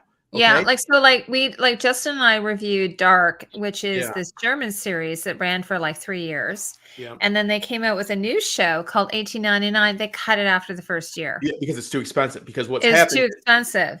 Yeah, they can't because what they used to do is get properties rights after they were already produced and they were making a lot of money. Now Netflix is the new cable television per se. Like, everybody just watches shows that come out on Netflix because they became a production company, and everybody's scrambling people. Like, it's a mess. It's going to be cable television. Basically, what they're also doing is that they're taking shows and they're giving them a month, maybe a month and a half to. I think they overcommitted to gain a following. Yeah. And if by the end of those 2 months, if don't get a following, it's canceled. Yeah, they've how are you going to make TV like that? How are you going to make anything successful like that? Yeah, they're just cutting productions across the board, is my opinion. Yeah. I don't think it's even to do with numbers, to be clear. I think that they financed too many projects, and now they're cutting it completely. Like I think that's what you're seeing. But it is what it is. Yeah, it's not good. It isn't good. It is what it is. Okay, well, I'm gonna, on that sad. Everything's bad. See you later. Yeah. Anyway, so I'm watching Murder at the End of the World, which is, I'm really enjoying it. So I think there's been 3 episodes so far, and it's kind of like it's like a Agatha Christie, I would say. This is the best. So it's about this young, you've got your typical people have been invited to this isolated location, Mhm. and it's a rich billionaire who has invited them to come, and then there's a murder, and then so you have like a Nancy Drew type, this Marple A lot of type fun. character Nobody who invites is, me to their murder parties anymore. yeah. So and they're in Iceland, so it's like super remote, middle of nowhere, really, really cold. Free healthcare. Free healthcare. Free healthcare, but surrounded by snow and ice, and so it's really interesting so far. And then they sort of brought in some AI technology into the mix, just to make it a little bit more interesting. Mm-hmm. So, it's the Blue Samurai. Is a great new animated show on Netflix. Yeah. Oh, I think I've heard about this actually. Yes. Animation's great because they can make anything. Yeah, they run those people into the ground. I was considering seeing it. I haven't yet. Oh, Dunkel. Dark. I watched Fall of the House of Usher. Oh, so good. Yes. Yeah, I did all the reactions for that. Yeah, really, really good show. And I mean, I like anything by Mike Flanagan. He's pretty much like, I don't even like horror, but like for him, I watch it. Like I would like to work with him, because I don't even like horror, but like he does good work. Yeah, it's more like, it's kind of more psychological than maybe like, it's not blood and gore kind of thing as much. It's more it's more psychological thriller. Exactly. Yeah. I love and his wife Kate Siegel was so funny she's great. Fall of Usher. She's really, really good in it. Yeah, it's really good. Okay, so thanks everybody for coming. And Justin, you told everyone where they can find you. I think I put your put your Twitter. Thank you. Yeah, you cannot. I put your Twitter and all that. Yeah. Oh, shit. Okay. Yeah. And anyway, and just to remind everybody, I am doing an interview with Eric Winterling on this coming Tuesday. I've put the link, I believe, in the description. So we're going to talk about his costumes. We won't talk about the yellow dress, I guess, because that's a bone of contention. The Marion's dress. We're going to just talk to you. But also, he did the dresses, Julia Roberts dresses from Mirror Mirror, which are so amazing. Like, those, she's like the evil queen. Designs? Yes, he made those dresses. I know he has taste. That's why I don't blame him. I know, absolutely.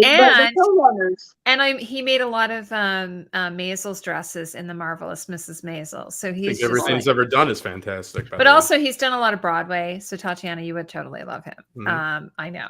So anyway, so I hope you guys come for that, because I asked him if it's okay if the audience asks some questions. So hopefully he'll answer some audience questions. So I will try or work and have rehearsal. But okay, cool.